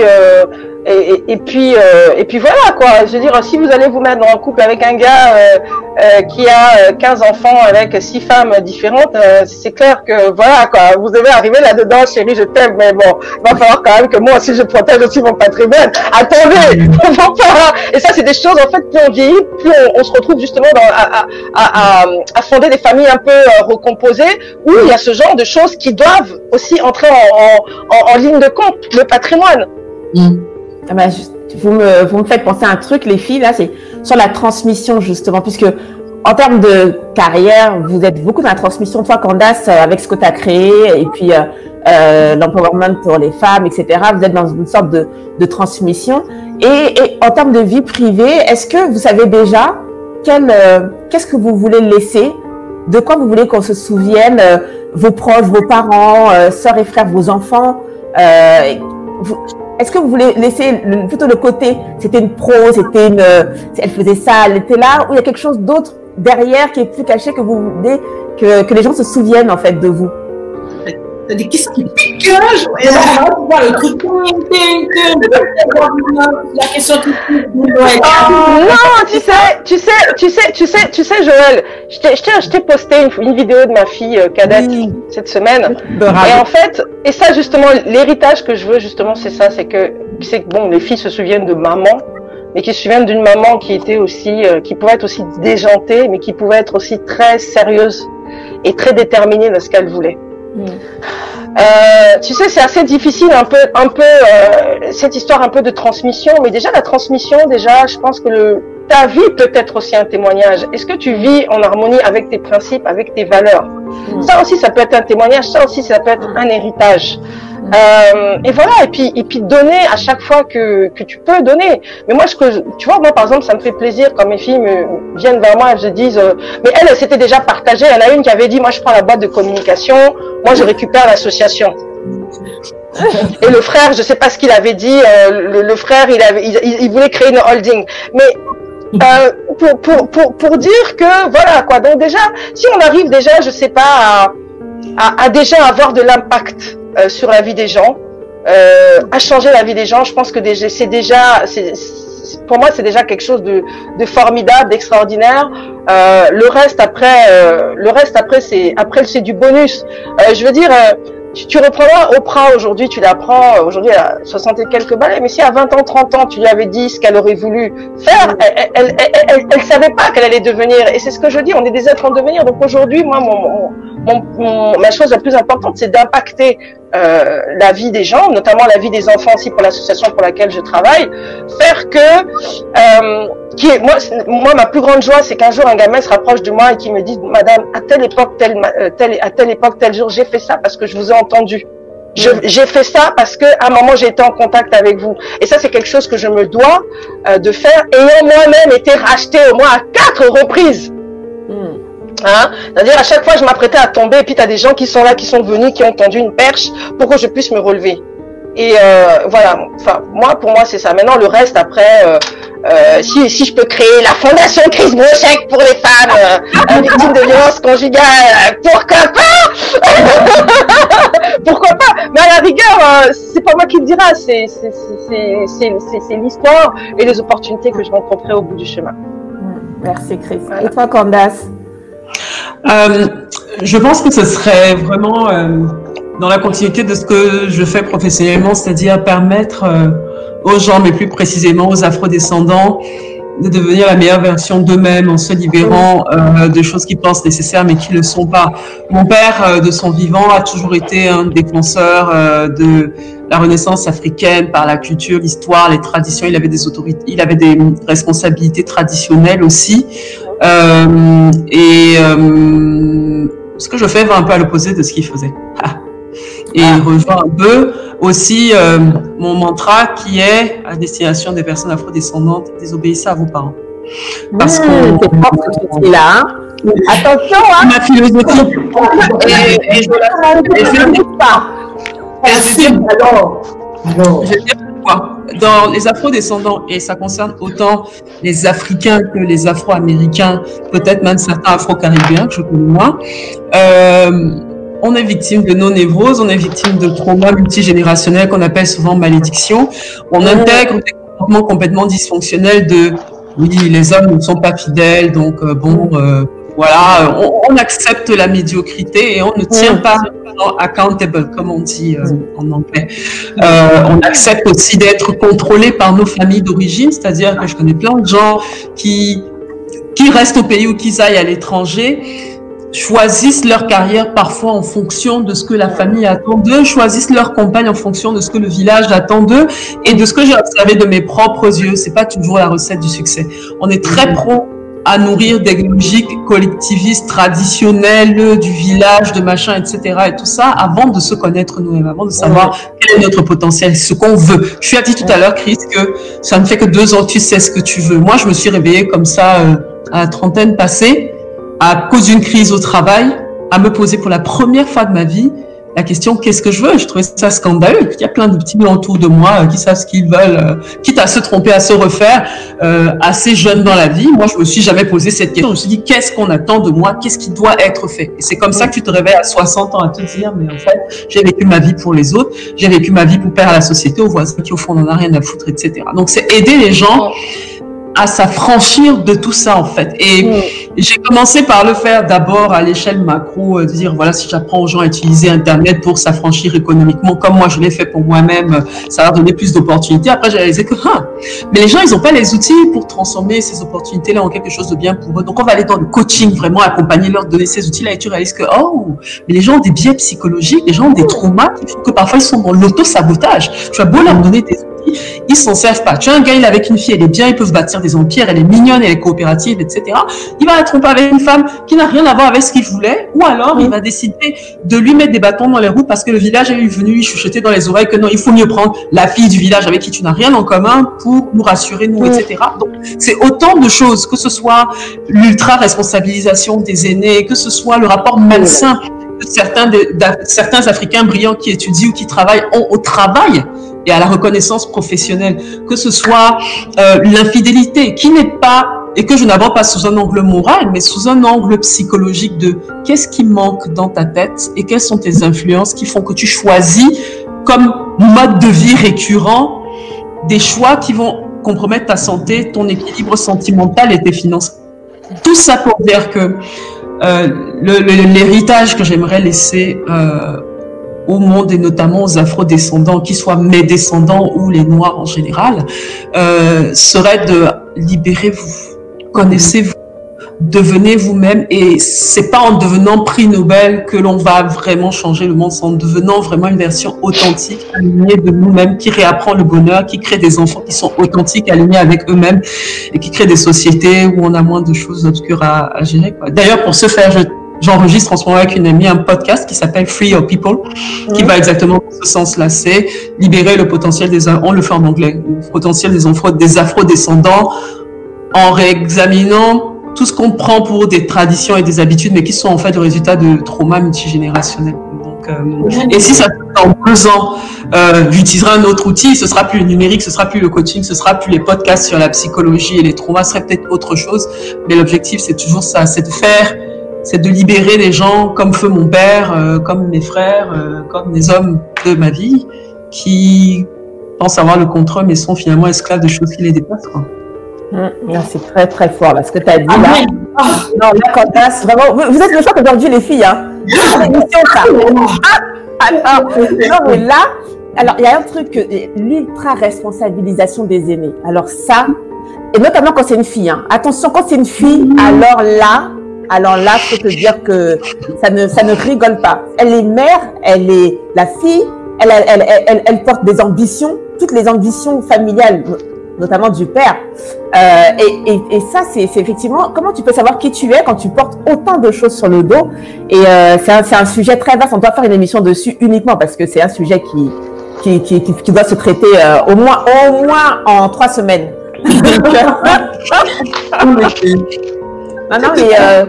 Non mais en fait, ce que vous voulez laisser, c'est déjà même ce que vous faites aujourd'hui. Alors après, effectivement, vous avez des pistes d'amélioration, ça va peut-être un peu changer, mais le cap reste le même. C'est impacter la vie des femmes, la vie de ceux.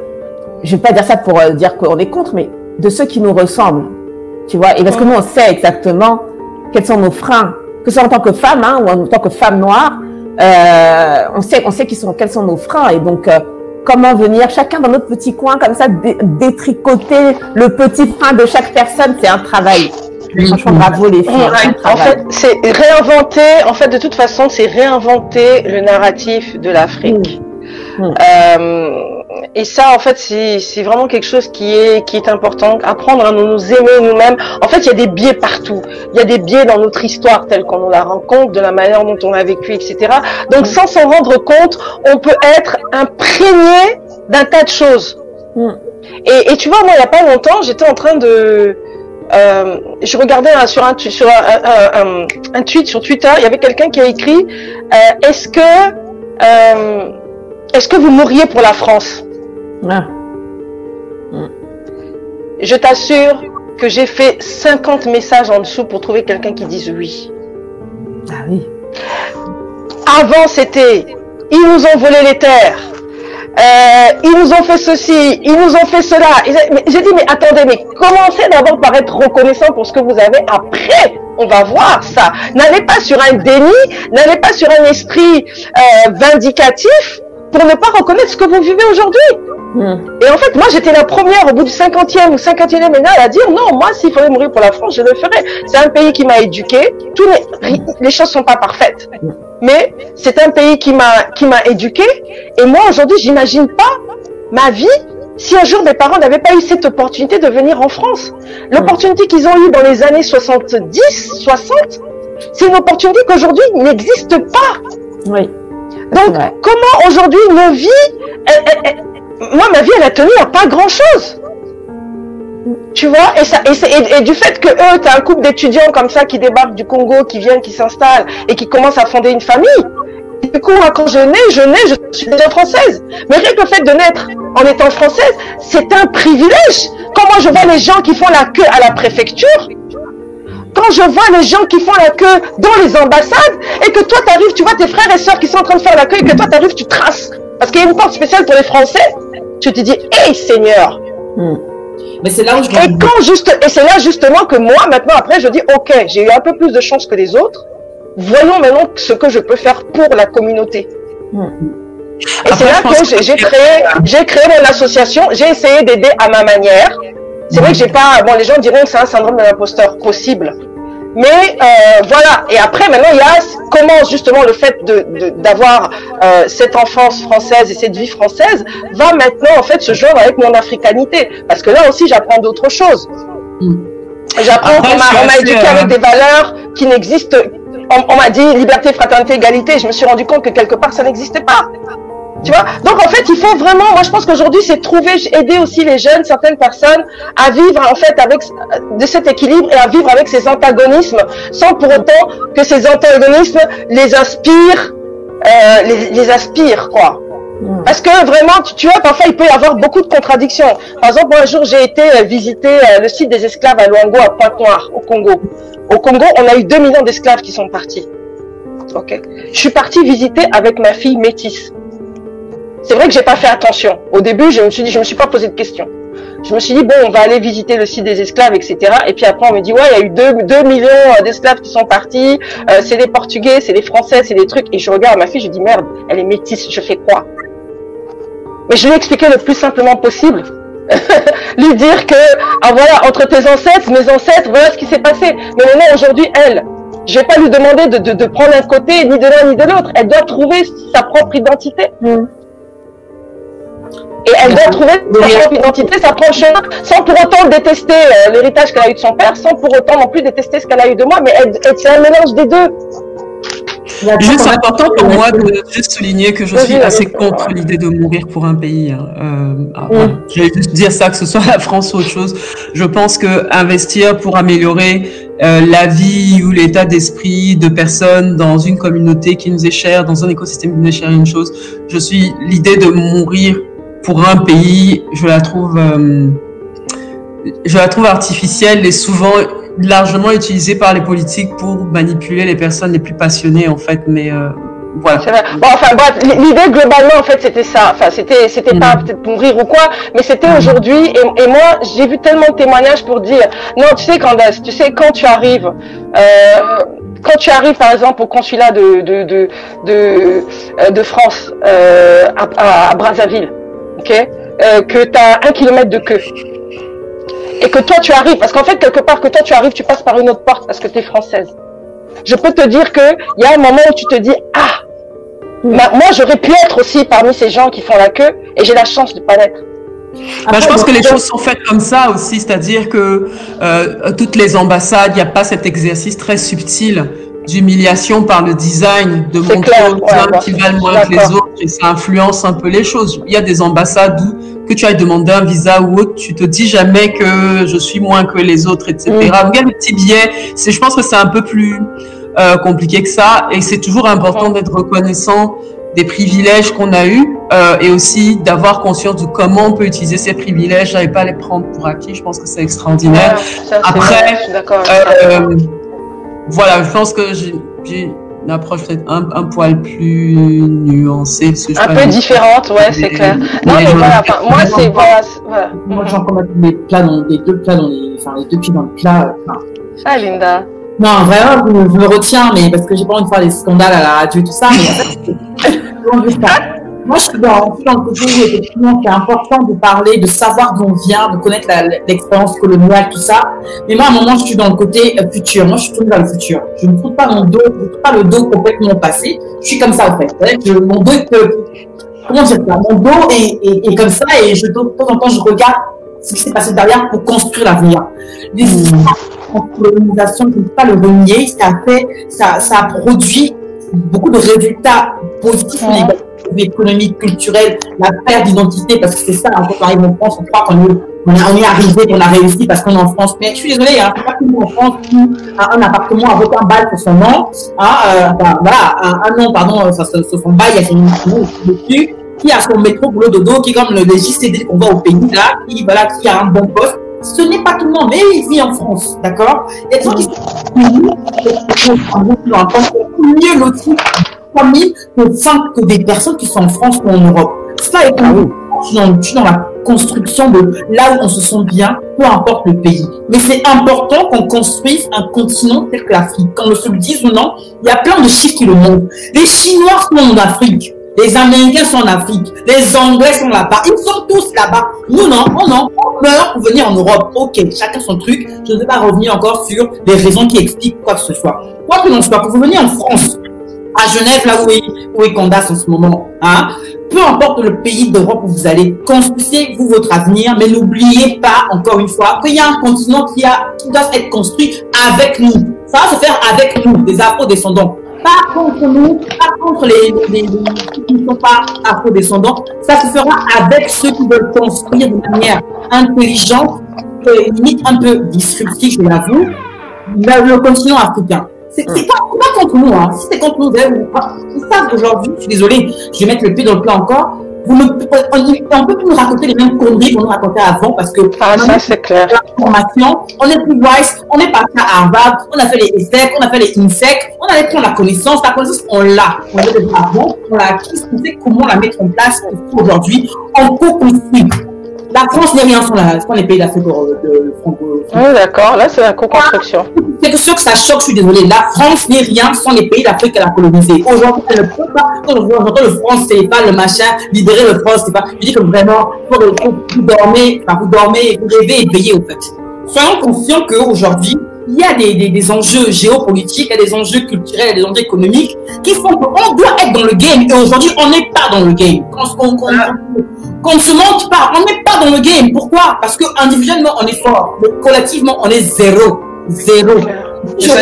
Focus C'est ce que j'adore dans le focus, une petite pépite, un grain de sable, que dis-je, la moitié de quart, je sais pas quoi, d'un grain de sable dans le désert, mais c'est mieux que rien. Faisons, construisons avec ceux qui sont capables de construire, ceux qui veulent vraiment construire, de manière, pas contre les autres, encore une fois, co-construction. Il est hors de moi, je trouve pas normal qu'au XXIe siècle, d'accord, qu'au Congo, on a encore des délestages d'électricité, alors qu'il y a le bassin. Maman, ça là.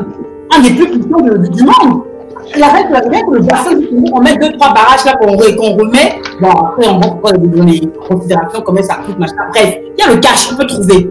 Mais le bassin du Congo peut un peu alimenter toute la sous-région. Mais non, au XXIe siècle, encore avec des histoires à la con que là-bas, ça a coupé de X heures à telle heure, de tel jour à telle heure, machin. Et nous, on est content parce qu'on est en France, ben, le délestage, on ne connaît pas. Moi, je suis habité à Bougival. Un jour, ils ont eu le risque malheureux de couper le courant 30 secondes. C'était qu'il y a 30 secondes. Le lendemain, le maire a fait un arrêté pour dire pardon, hein, une information, excusez-nous. Parce que, attendez, à Bougival, voilà, il était pardieu, il était quand même un de mes voisins et compagnie. C'est pas le même domaine. Donc, je te dis que, oui, moi, je suis bien, je suis en France, je suis dans un beau quartier, tout ça, machin. Non! Oui, je reviens au secteur de la fille. Aujourd'hui, j'ai la chance d'avoir une vie plutôt bien.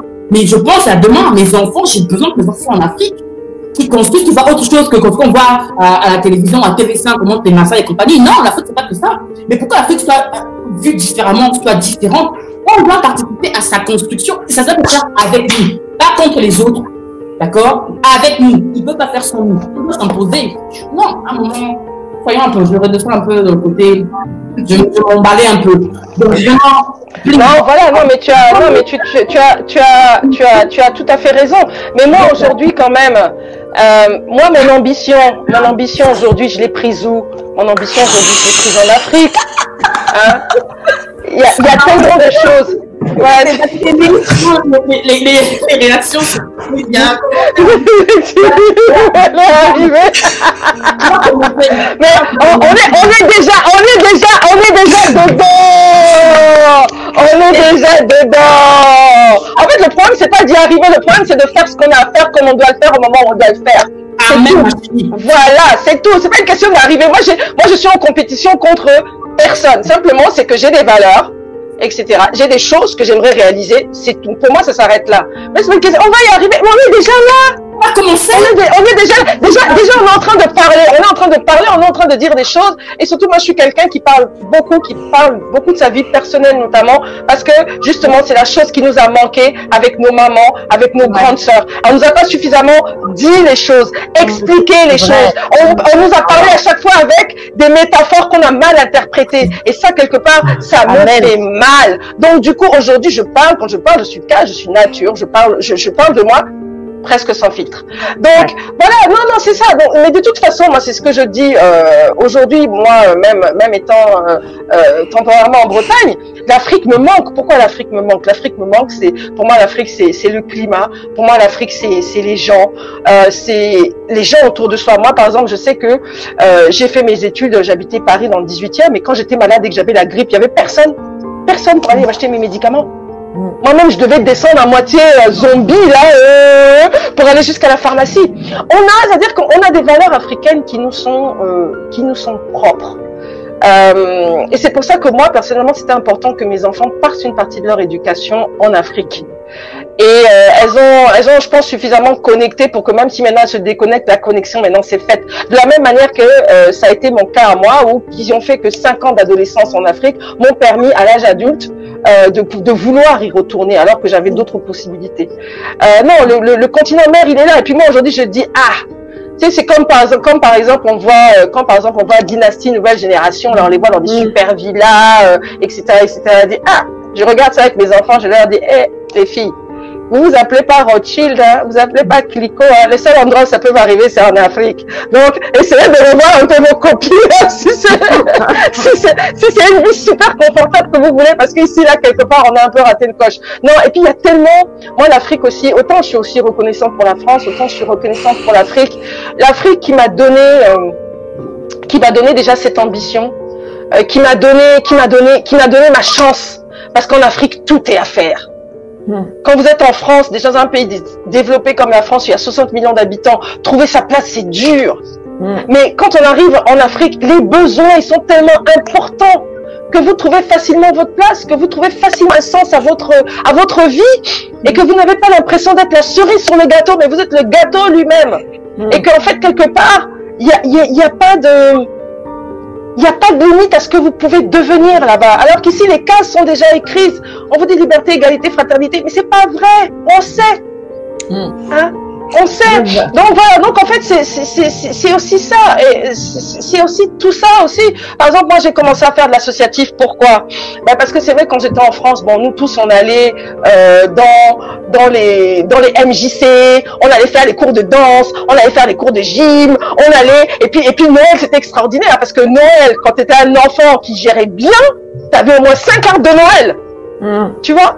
Mais lorsque moi j'arrive au Congo et que je me rends compte que il y a même des enfants, même pour avoir un arbre de Noël, c'est compliqué, même pour avoir un cadeau, c'est compliqué. Lorsque je me rends compte que voilà, il n'y a pas de bibliothèque d'endroits ou d'espace pour lire, alors que pour moi, ce sont des choses qui me semblent naturelles, c'est clair que là où je suis à mon niveau, je me dis, ok, on va essayer de voir ce qu'on peut faire. Et c'est ce que j'ai fait avec l'AMID. Et du coup, voilà. C'est ce que j'ai fait. Pardon? Non, vas-y. Ah, vas-y, Candace, pardon. Non, vas-y, ouais, voilà. Et du coup, c'est ce que j'ai fait avec l'AMID. Mais non, voilà, moi, je pense qu'il y a des... on est privilégiés. Pour moi, c'est un honneur. Non, moi, je suis hyper heureuse. Mais j'ai ces deux cultures. Donc, des fois, il faut pas me demander, mais attends, t'es plus française, ou t'es plus congolaise, ou t'es plus ivoirienne, ou t'es plus congolaise, ou t'es plus camerounaise. Je sais pas, je suis juste moi. Et moi, je suis l'influence de tout ça. C'est tout. Justement, pour rebondir sur être juste soi, moi j'ai eu la chance ou pas, ça dépend de comment on se positionne. Moi, je suis restée au Cameroun jusqu'à ma vie d'adulte. Je suis partie non, pas au Cameroun, sur le continent africain. Jusqu'à ma vie d'adulte, je suis partie du Cameroun pour la première fois à 23 ans et j'ai quitté le continent à 26 ans pour aller reprendre des études à l'ESSEC. J'ai commencé ma carrière en Côte d'Ivoire, mon premier permis de conduire, mon premier compte en banque, mon premier tout sur le continent africain. Je suis allée en France, j'ai connu les galères, rembourser un crédit étudiant, avoir 3 boulots à côté de l'école parce qu'il y a personne, c'est pas mes parents qui m'ont envoyé à l'étranger.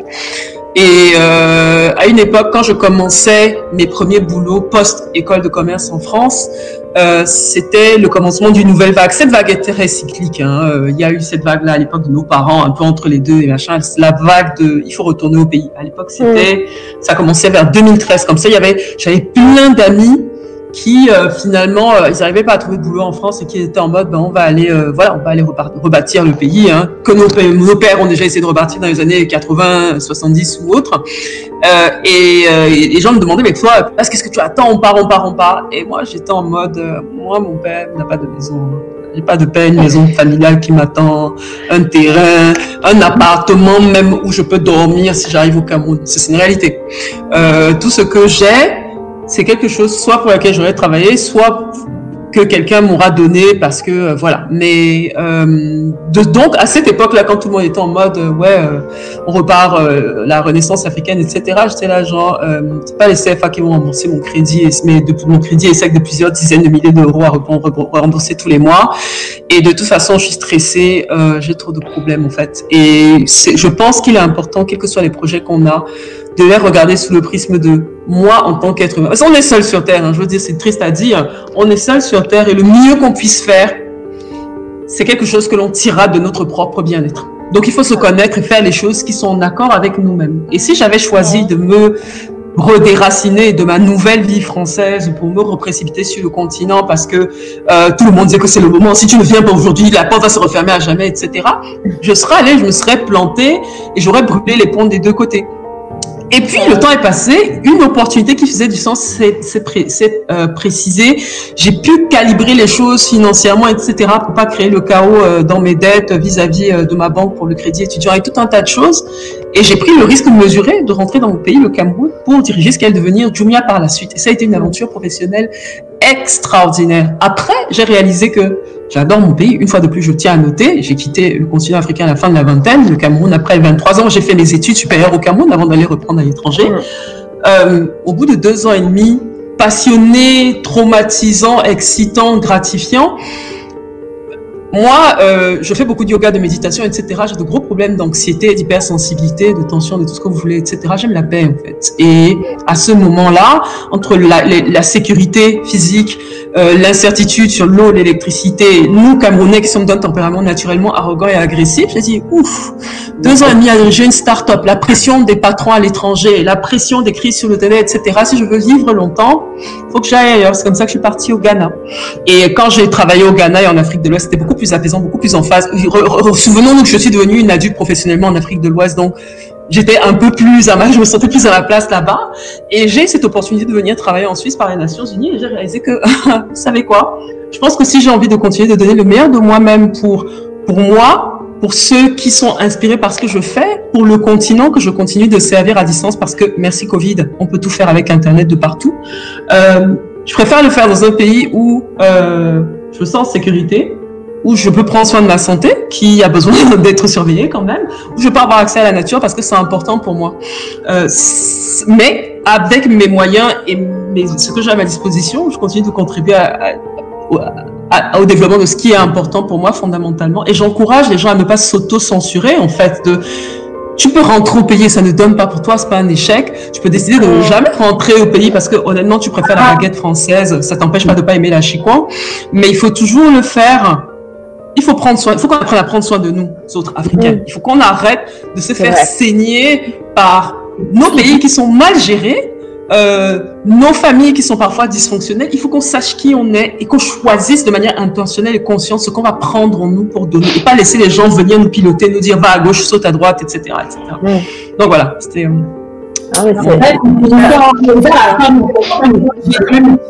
Les filles, quand même, tout à l'heure, c'est bien, l'Afrique. Aujourd'hui, vous êtes un peu à contresens, quand même, à contre-courant avec tout ce que vous dites tout à l'heure. Quand même, faut avouer qu'aujourd'hui, le premier problème des Africains, c'est l'Africain lui-même. Faut avouer que quand tu as envie de construire quelque chose, de tout là, malheureusement, on n'est pas aidé par nos propres frères, nos propres sœurs. Aujourd'hui, si on n'arrive pas à faire les choses pour le continent, pour le bien-être, de ça, c'est ici. Je pense que l'une de nous, chacun de nous a forcément une expérience à raconter. Moi, entendu, la personne qui va t'aider à te relever, c'est pas toujours ta africaine, hein, on va être honnête. Et c'est ce qui manque aujourd'hui quand on dit de construire l'Afrique avec nous. Bien sûr, avec nous, pas contre les autres. Mais il manque le côté fédérateur, le côté on y va ensemble, comme pour les Chinois, comme pour d'autres communautés qui arrivent vraiment à se regrouper. Nous, il nous manque encore ça. Et comme le dit Candace, on va, voilà, exactement. Rose qui non mais c'est clairement ça, mais c'est dommage. À petite échelle, on le voit. La moindre petite part de succès que tu peux avoir, tout le monde est là comme ça. Ah mais pourquoi et machin, on te trouve des poules là où il n'y en a pas. Enfin, c'est dommage. Bien sûr, moi je rêverais. Je dis souvent à Joël et à Linda, c'est que on crée notre propre réseau, un réseau. Tu prends ton téléphone, tu dis voilà, ma fille, machin, un tel a besoin d'un stage, tu prends ton truc comme tous les autres, tu vois. Tu décroches dans la seconde, il a son stage. Il veut un boulot à faire des études. Il n'a pas le réseau pour. Mais attendez, on a créé notre réseau afro-descendant, on se dit, on y va. Je rêverais qu'on ait mais allons-y. Si tout à fait, on va dire un peu ce qu'on pourquoi pas. Mais exactement. À un moment donné, de dire, c'est ma. Voilà, j'ai dit son elle. Candace m'appelle, me dit, madame, ma cousine a un truc, machin, je pose même pas de questions. C'est Candace, je dis, hop, passe, elle est placée. Et c'est comme ça qu'on va y arriver, c'est comme ça qu'on. On va prendre de l'ampleur. Voilà, c'est comme ça que les autres fonctionnent, hein. Mais c'est important aussi, c'est comme ça qu'elle pour que ça fonctionne, c'est important aussi de faire justement le travail qui va nous permettre d'avoir des valeurs communes et de pouvoir compter les uns sur les autres. Parce que l'intention consciente est là, mais très rapidement, on est dans l'auto-sabotage, on est dans j'étais censé l'aider, mais finalement pas. Ou bien on me tend une perche et je viens foutre le bordel dans la boîte de ma tante. Voilà. En résolvant ces espèces de limites mentales qu'on a qui nous poussent à s'auto-détruire nous-mêmes ou à détruire le truc de nos frères. Si on fait le vrai travail de fond que d'autres ont eu la chance de faire et que nous, soit parce que la colonisation, soit parce que la tradition, etc., on n'a pas encore fait, on arrivera vers ça. C'est pour ça que je pense que le travail commence par nous en tant qu'individus. C'est comme ces parents qui veulent manifester les ambitions qu'ils n'ont jamais réalisées à travers leurs parents, à travers leurs enfants, alors qu'en fait, le vrai travail commence par toi. Deviens une personne que tu es satisfaite d'être et que tu seras fière d'être au moment de ta mort, plutôt que de projeter tout sur l'autre. Et voilà, je crois vraiment à ça, commençant par nous en tant qu'individus. Et tout le reste va se mettre en place. On a des réactions sur YouTube et sur Facebook. Alors, absolument. Et la première phrase, c'était d'abord, bon, la vérité, il faut un plan d'action clair. Et la suite, c'était en gros, et vous faites les choses par itération avec analyse des résultats et correction. Je connais cet homme. Mais je connais le personnage. Juste pour rebondir sur tout ce qu'on se dit, effectivement, je suis d'accord. Le problème de l'Africain, c'est de l'Africain, je suis d'accord. Maintenant, une fois qu'on connaît le problème, déblayons les choses. On sait que là, le problème, comment faire pour contourner, comment faire pour trouver une solution. On est 5 là, on est 5 femmes. À part Pearl, Chris et moi qui venons du Congo, il y a la Côte d'Ivoire, il y a le Cameroun d'origine. Chris, c'est maman Africa. Je ne sais pas quel pays l'Afrique n'a pas encore fait. Je ne vais pas me demander. Candace, c'est pareil. On enlève l'Europe. Candace, c'est pareil. Elle a son réseau. Et les gens qui travaillent avec Candace, qui travaillent avec Chris, qui savent comment elle se sent. Je suis désolée, aujourd'hui, je ne connais pas quelqu'un qui avait dit que Candace, ceci, Candace, cela. D'ailleurs, je n'ai pas écouté, je l'ai envoyé de manière claire. D'accord? Le réseau dont tu parles, Perle, que demain, j'appelle une cousine, j'ai une cousine, une fille qui a besoin de faire un stage, j'appelle Candace, j'appelle Chris, le réseau est en train de le faire. Parce que justement, la fille que tu vas appeler, un exemple encore tout simple. Nabou Fall, qu'on ne connaissait pas personne, je ne connaissais pas personne. C'est Chris qui nous a mis en contact avec elle. Chris qui a dit, Nabou, hein, tu me dis Chris, je dis des conneries, Nabou, il y a des filles qui font des choses pas mal, là, ce serait bien que est-ce que tu es d'accord qu'on passe tu passes ton numéro de téléphone, tu les appelles ou elle t'appelle pour qu'on discute ensemble. En une semaine, c'était plié. Mais il faut dire quand même que justement le réseau, c'est ça. C'est pas tellement des choses gratuites, parce que souvent aussi, c'est vrai dans nos communautés, quand ils connaissent quelqu'un, ils attendent le gratuit. C'est pas forcément le gratuit. Parce que ça, il faut enlever aussi cette mentalité de mais toi aussi. D'assister éternel. Voilà, c'est ma soeur, mon truc. Pourquoi tu me fais me faire payer ça? Je pense que ça, il faut l'enlever. Il faut concevoir le réseau comme tu l'as dit, par exemple, Chris dit, tiens, il y a un numéro, machin. Moi, dernièrement, pareil, Chris, comme Chris, c'est le passeport de tout le monde. Chris, elle m'appelle un soir comme ça, elle me dit, tiens, appelle à Jaratou, pour LinkedIn, elle va t'aider, tout ça. J'ai envoyé un mail à Jaratou, j'ai dit, écoutez, j'ai eu votre contact par Chris. Elle m'a dit, c'est Chris, ok, tout de suite. Bon, tu vois, ça, c'est un passeport. Et ça, c'est des choses qui sont au-delà de la gratuité. Il faut que les gens comprennent que c'est pas aller chercher son atcheke ou ses bananes gratuitement parce que ton ami il a la boutique en bas et puis tu vas et puis tu dis c'est bien, il me fait ça gratuit. Il y a des choses qui n'ont pas de valeur et même si c'est pas de la gratuité dans le sens où tu vas pas aller voir un tel et c'est gratuit, mais quelqu'un qui a une volonté de te voir avancer, qui te dit tiens va voir un tel, ou bien qui appelle, prend son téléphone pour dire j'ai mon ami qui fait ça, va la voir. Ça, c'est cette mentalité-là, moi, je pense qu'on doit encore plus développer. Parce qu'on a tendance à garder pour nous nos petits secrets de réussite. Tu vois ce que je veux dire? Et accepter comment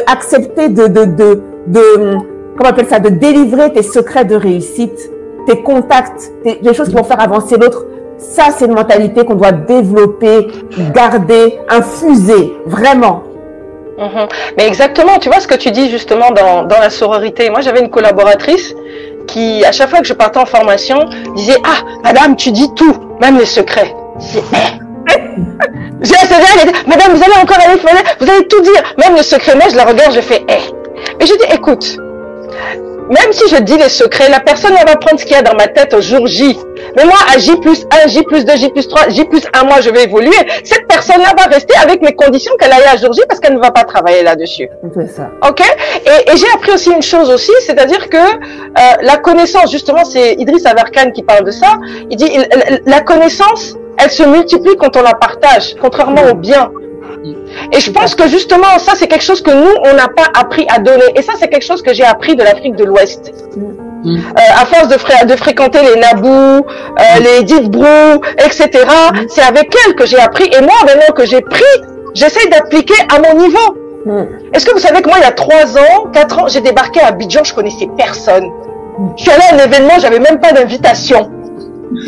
La première personne sur laquelle je tombe, c'est Nabou. Pas Nabou, Edith Brou. Elle m'envoie, elle me présente à 2-3 personnes. Est-ce que vous savez que le mois d'après, je ne sais pas où j'étais grâce à ces personnes-là. Voilà. On me permet de faire un premier panel qui m'a emmené très, très, très loin. Et moi, justement, c'est par hommage à ce genre de personnes que lorsqu'il y a une personne, par exemple, que ce soit toi, Joël, que j'ai eu l'occasion de rencontrer, ou même Linda, parce qu'on partage des valeurs communes, parce qu'on a suffisamment discuté. Et moi, quand une fille comme vous me demande quelque chose, je me dis, c'est Joël, c'est Linda, c'est Pearl. Je ferme les yeux, je dis, j'y vais comme ça. Je dis, ah, faites attention quand même, hein, là-bas, là, c'est mon nom que vous allez aller donner. C'est tout ce que je peux dire. Mais il faut donner, ça sert à quoi? Et c'est pour ça que nous, on n'avance pas.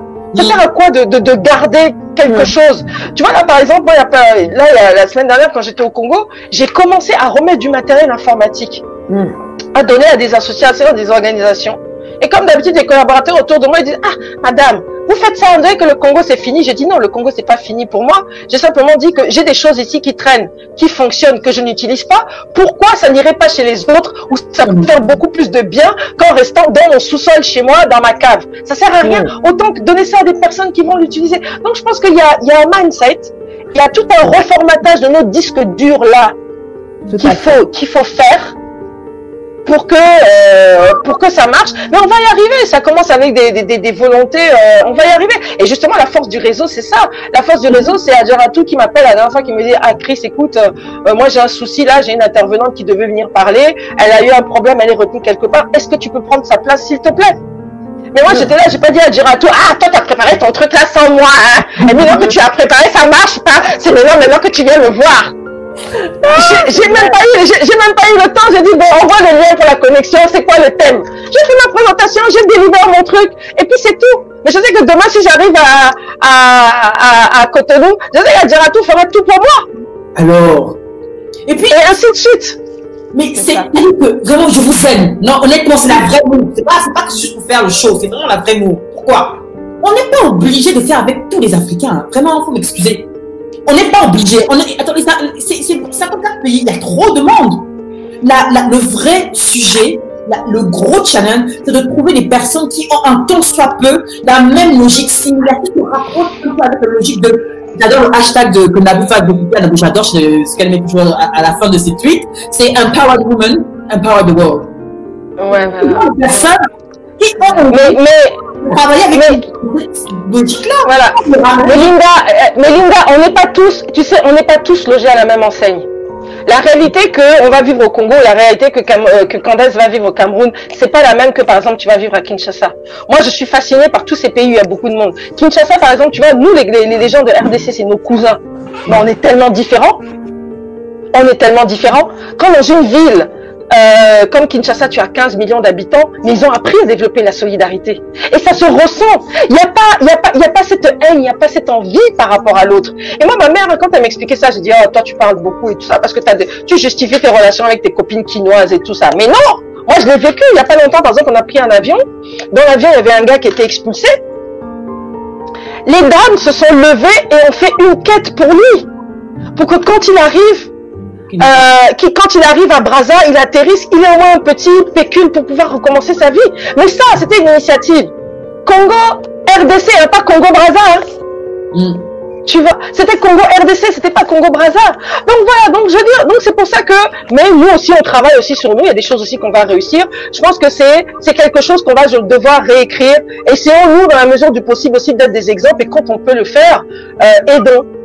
Et je pense qu'il y aura un effet de boule de neige, à un moment il y aura un effet d'amplification, d'accélération, et au finish on va obtenir quelque chose. Mais justement, l'erreur c'est de faire, ah, de toute façon comme c'est comme ça, moi aussi je ne fais pas, après tout ce que je veux faire la même, ça va donner quoi comme résultat? Et puis c'est justement l'esprit qu'il ne faut pas avoir. Et on n'est pas prophète une fois, hein. On a la chance, je sais que je le dis souvent, on a la chance de venir d'un pays, d'un continent, 57 pays, c'est beaucoup des... Moi, je suis quand je repars en Afrique, je suis pas au Congo que je pars. Moi, je suis la plus camerounaise des Congolaises, mon frère. Ah, ça! Mon frère, voilà, manger mon mini solaire avec mon bolet crevette. Le Congo, ça mais tu sais, mais vous savez, l'autre chose aussi qui a plombé l'Afrique, c'est quoi? C'est notre manque d'intégration régionale. C'est terrible. Quand moi, je vais à Douala, c'est 1h30. Mon billet coûte 280 000 francs. L'Afrique de l'Ouest. Voilà. Pourquoi mon billet coûte 280 000? Je vais aller à Cotonou, c'est 320 000. Je vais aller à Abidjan, c'est 520 000. Du coup, on a l'impression qu'on vit sur des autres planètes. Mais moi, à chaque fois que j'ai atterri dans ces pays-là, je me suis sentie comme chez moi. Moi, aujourd'hui, à Cotonou, j'arrive depuis l'aéroport, je crache, je prends mon téléphone, tout est réglé. Abidjan, la même chose. Ouaga, la même chose, etc., etc. Donc, tu vois, et ça aussi, c'est un problème. Parce que moi, chaque fois que je suis arrivée dans ces pays, entre guillemets, j'ai fait l'aventure. Mais quand tu te poses, tu te dis, ah, c'est ça. Et pourtant, c'est pas si loin. Pourtant, on n'est pas différents des uns des autres. Mais qu'est-ce qui se passe? Et surtout dans notre sous-région Afrique centrale, là, c'est terrible.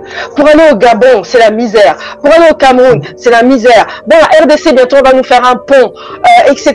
Et pourtant, mais le fait qu'on puisse pas se mélanger les uns les autres, c'est aussi une perte aussi de richesse aussi. Oui. Et là, ils sont en train de parler de leur espace de libre échange et tout en Afrique. Ouais. Franchement, j'espère, il faut que ça marche parce que nous, on a besoin, on a vraiment besoin de ça. Et on a vraiment besoin aujourd'hui de cette richesse que les autres femmes africaines ont à nous apporter. On en a besoin. Il y a aussi cet échange-là. Il y a ce que nous, les gens de la diaspora vont faire. Mais aussi, nous, ce que, entre Africains, on peut se donner aussi les uns les autres et on peut se donner aussi énormément. Vous croyez qu'aujourd'hui on parle de l'unité européenne, de l'amitié franco-allemande, de toutes ces choses qui se passent en Europe. Pourquoi? Mais il tire aussi beaucoup de force et de richesse là-dessus. Or, nous, on a l'impression que on a l'impression que quand on va dans un autre pays, c'est comme si on allait sur un autre continent. Au fond, c'est seulement le voisin, c'est seulement le cousin, c'est à 1h30 de vol, mais ça devient maintenant une expédition. C'est quoi? Mesdames, malheureusement, j'ai un autre enregistrement juste après. Oui, nous sommes en fin d'émission. Là, on a vraiment beaucoup. Oh oui, là, on a dépassé. On n'a pas vu le temps. Mesdames, nous sommes vraiment. C'était tellement passionnant. En tout cas, merci Chris, merci. Je vous ai perdu. Merci à vous deux d'avoir accepté cette rencontre. Et ça a été très riche. C'est bien moi ça. Ça a été très riche.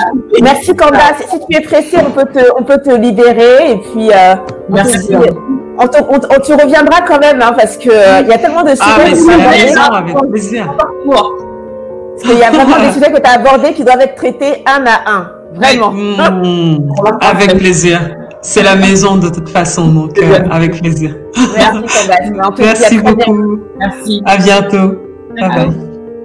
On va quand même attendre qu'elle revienne pour dire au revoir du coup à toutes les personnes qui nous suivent. Mais c'est vrai qu'on s'est pas rendu compte que ça faisait. Oui, là, on a vraiment dépassé. Là, c'est. Mais voilà, c'est très. Je suis toujours très passionnée quand on parle effectivement du truc d'Afrique, tout ça, machin.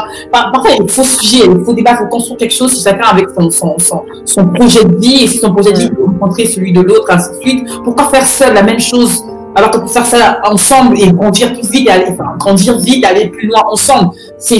Moi, la richesse et la pauvreté, c'est d'avoir des notions. Après, j'entends bien, dans certains cas, on devait bâtir, on dit ça parce qu'on a plus faim. Bon, ça, c'est des débats. Oui. C'est ça, oui. Je vais quand même le dire aussi, c'est pas que les gens se donnent aussi cette pression de dire qu'ils ne font rien pour l'Afrique, qu'ils peuvent rien faire parce que il faut être terre à terre. Chris parlait de ces personnes qui font la queue à la préfecture.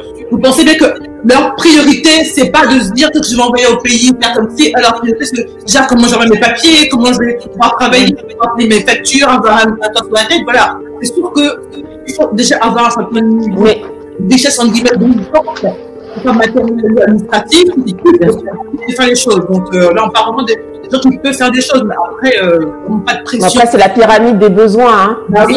Il y a des besoins physiologiques. Et une fois que tu as rempli ces besoins-là, manger, dormir, voilà, et ben une fois que tu as rempli ces besoins-là, tu passes au-dessus. Donc il faut respecter l'ordre des choses et c'est comme ça. Et on peut pas faire autrement. Mais en tout cas, ça a été une émission très riche. Merci Chris.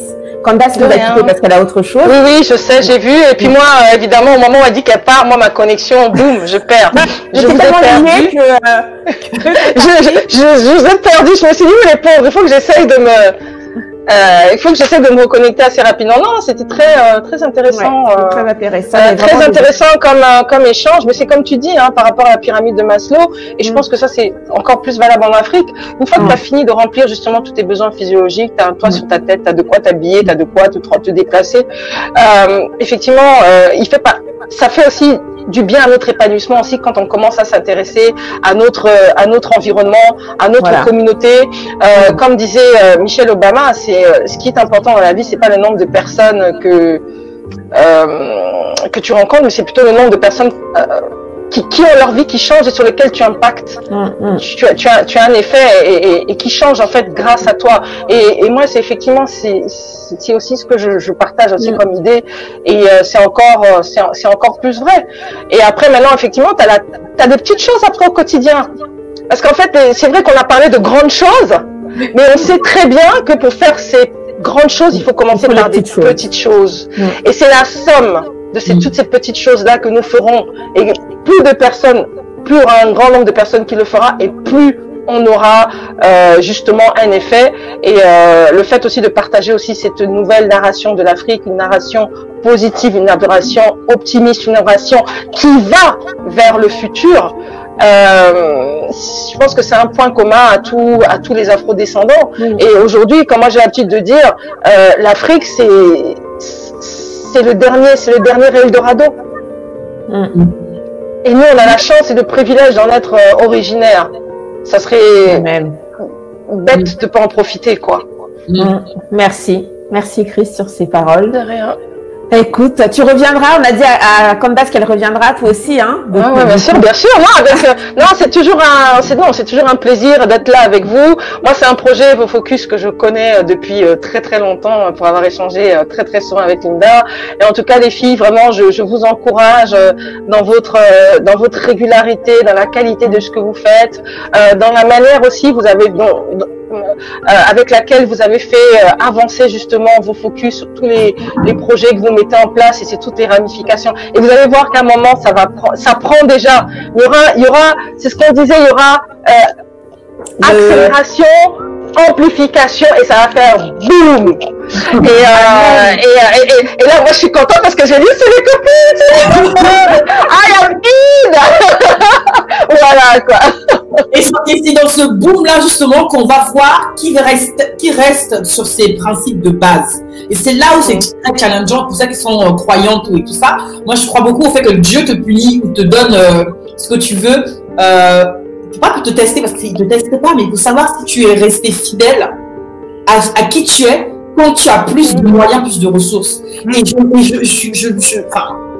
un challenge aussi, ça, c'est vrai. C'est un gros challenge, mais c'est pour ça que c'est important qu'avec des personnes comme toi, avec Candace, avec Nabou, avec tellement de personnes qu'on va encore recevoir à la radio en 2021, on croise les doigts si tout le monde est là, parce qu'on a dit quelques prénoms, moi, je suis un peu superstitieuse parfois, mais on est censé recevoir encore de très très belles femmes, des femmes hyper inspirantes dans les prochaines, à la rentrée, et avec encore plein de surprises, mais c'est ça, c'est le boom là, on ne peut pas être pour 2-3 personnes seulement, ça va être pour tout le monde. Et c'est ça là.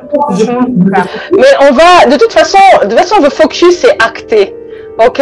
Et là, je pense qu'on va faire, et c'est ce que je disais souvent, notamment les jeunes start-upers congolais. Lorsque vous commencez ensemble, vous êtes jeunes start-upers, vous êtes tous des cofondateurs, tout se passe bien en fait. Parce qu'il y a la misère, parce qu'on partage tous les trucs. Et j'ai remarqué qu'il y a plein de boîtes, notamment des start-up congolaises, qui se fissurent dès qu'il y a les premiers marchés. Dès qu'il y a le peu d'argent là, et du coup ça plombe complètement la croissance. Mais de toute façon, moi j'ai confiance en vous, ça sera pas ça, on verra des choses extraordinaires, on aura encore plus d'opportunités, et voilà quoi, ça va être, oui, que ça prenne l'ampleur vraiment des réseaux, qu'on voit des gros réseaux avec des gros moyens pour faire des grandes choses, et moi je suis sûre que, je suis certaine, je suis convaincue que vous en avez la capacité, et les choses vont se faire. Mais de toute façon, c'est ce qu'on dit, si on n'essaye pas, si on va pas sur le chemin, comment est-ce que les choses peuvent marcher. Et c'est ce que vous avez fait, vous, et même tel que vous le vivez aujourd'hui, vous voyez que les choses ont changé. Vous faites votre bilan entre aujourd'hui et hier, quand vous avez commencé. Est-ce que, et Linda, je sais que parfois elle m'appelle, ah non, Chris, imaginez pas que, tu as vu, tu as des et je pense que dans les années à venir, ça sera encore mieux. Donc, en tout cas, vraiment, moi, je vous tire vraiment mon chapeau, bravo les filles, continuez comme ça. Et puis, c'est toujours ce que je dis aussi, c'est pour ça que je parle. On ne sait jamais aujourd'hui, parmi les auditrices que vous avez, certainement que nos paroles ont pu être réconfortantes et rassurantes. Et c'est pour ça qu'il ne faut pas hésiter à parler et à partager. Parce que aujourd'hui, il peut y avoir quelqu'un dans l'audience qui a besoin d'entendre ça et pour lesquels justement ça va booster et voilà quoi. En tout cas, pour celles qui nous suivent, quand on va faire le boom, comme dit Chris, Le boom. La seule chose qui va changer, à mon avis, c'est ma perruque. Tu vas quoi? Tu vas plus être blonde? Ah non, mais je sais pas, moi j'ai un délire en ce moment là, de la Jessica de Roger Rabbit, là, j'ai envie d'être rousse. Bon, enfin, Ouais. On va faire le boom sans nous, parce que... Voilà. Il faut 2020 et attendre 2021 pour le changement. Ouais. Voilà.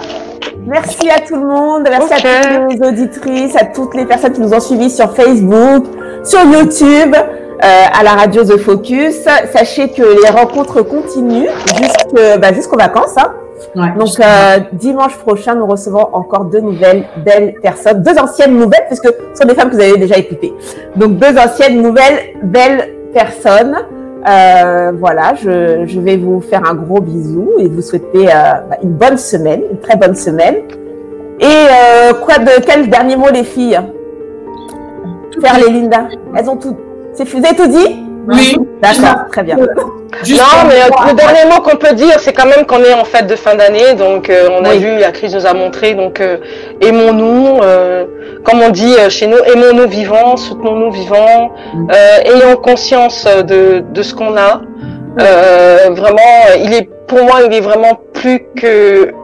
c'est vraiment plus que le moment maintenant aujourd'hui de pratiquer ce que j'appelle la loi de la gratitude et de profiter de ce qu'on a et d'être avec les gens qu'on aime finalement et profiter d'eux parce que nothing is guaranteed, on n'a plus aucune garantie de quoi que ce soit, donc autant c'est vrai qu'on nous on fait des projets pour se projeter, mais autant la vie aussi peut vous dire aussi autre chose, donc voilà. Moi, c'est tout ça.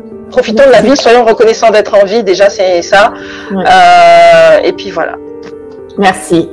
Chris, c'est penser, hein, vraiment. Parce que d'habitude, là, c'est le thème du donc, du coup, que dire après ça? Mais merci. Merci. Je ne dirai jamais assez merci, je pense, parce que quelque part aussi, entre autres, le fait que la mise en relation avec Joël, c'est aussi Chris. Voilà. Ouais. Elle est partout. Elle est dans tous les bouffons. Non. En fait, tu sais, Linda, c'est ce qu'on disait tout à l'heure. Toi, tu parlais de religion, tu parlais de Dieu, mais il y a des choses qui se font, il y a des choses que l'on sent. Et moi, Joël, je l'ai rencontré. En fait, je vous assure, on a fait la queue pendant 1h30 pour rentrer dans un restaurant. Et on s'est vu à 14h, on s'est séparés à 18h. Et on a passé un repas, c'était comme si on s'était connus depuis toute notre vie et depuis on reste ensemble. Non, il y a des alchimies comme ça et il y a des étoiles en fait. Quand tu as des étoiles qui se croisent, moi je pense que c'est extraordinaire et puis après on partage d'autres choses. Moi je trouve ça génial. Donc comme quoi, c'est pour vous dire aussi que la vie, parfois vous croyez que vous avez toujours tout vécu, puis à un moment il y a une rencontre qui va, il va y avoir un événement qui va vous choquer, une rencontre qui va en entraîner d'autres et qui fait que bon, moi je me dis, le focus c'est mon réseau. Moi je viendrai aussi piocher là-dedans quand j'en aurai besoin. Claire. Avec plaisir. Avec plaisir. Et c'est vrai, les rencontres qui peuvent chambouler. Mais n'oubliez pas les filles, dernier mot de la fin. On rencontre les gens, mais pas les zéros. Les zéros là. Si vous rencontrez un zéro, lui c'est à gauche. Hein. Non, moi je croyais que tu avais dit les euros. Non, les zéros maintenant. Ah, les zéros, ouais, voilà, ouais, exactement. Dans ta vie pour saccager ta vie là. Non. Ceux-là, on les rencontre, mais après on les laisse passer. Du coup, tu vois. J'adore le t-shirt. Non, mais là, je pense que tu vois, c'est pour ça qu'en fait, il faut d'abord énormément travailler sur soi-même, sur ce qu'on veut, sur la confiance en soi et avoir des valeurs. Parce que moi, de toute façon, j'ai dit, je le dis, aujourd'hui, il y a quelqu'un, en fait, c'est pas une question d'avoir des relations pour qu'elles te rapportent quelque chose, mais il faut qu'il y ait des gens qui te rapportent un plus. Soit un plus, soit en termes de bien-être, soit en termes de prospérité, soit en achat. Si c'est des gens qui sont là, les personnes toxiques qui sont là pour te pomper ton énergie alors que toi tu en as besoin parce que tu dois avancer dans la vie, à un moment, si WhatsApp ils ont fait la touche bloquée, c'est pas pour rien, bloqué. Si le téléphone a la liste noire, il n'y a pas, non, parce qu'en fait, vous devez vous ménager. S'il y a des gens qui sont là en train de pomper vos forces, comment est-ce que vous allez donner à l'extérieur là où il faut donner? C'est vrai. Bon, il y a des personnes qui sont toxiques et donc c'est le but. Hein. Bon, on va encore aller sur une autre émission. On va pas se faire de plus. Allez, allez, on se parle en off. Allez, ciao. Tu peux couper, Linda. Ciao. Linda, tu coupes. D'être parmi nous encore une fois pour cette autre belle émission. Et on vous dit à tout de suite à la radio pour qu'il va continuer avec les programmes habituels. Et à dimanche prochain pour un autre live sur Facebook et YouTube. Et merci d'être plus nombreux et nombreuses à nous suivre sur YouTube, l'univers de la femme, de la mère et de la pro. On va l'antenne, je vais d'abord couper la radio, comme ça c'est fait. Et je vous dis à très bientôt. Au revoir. Au revoir.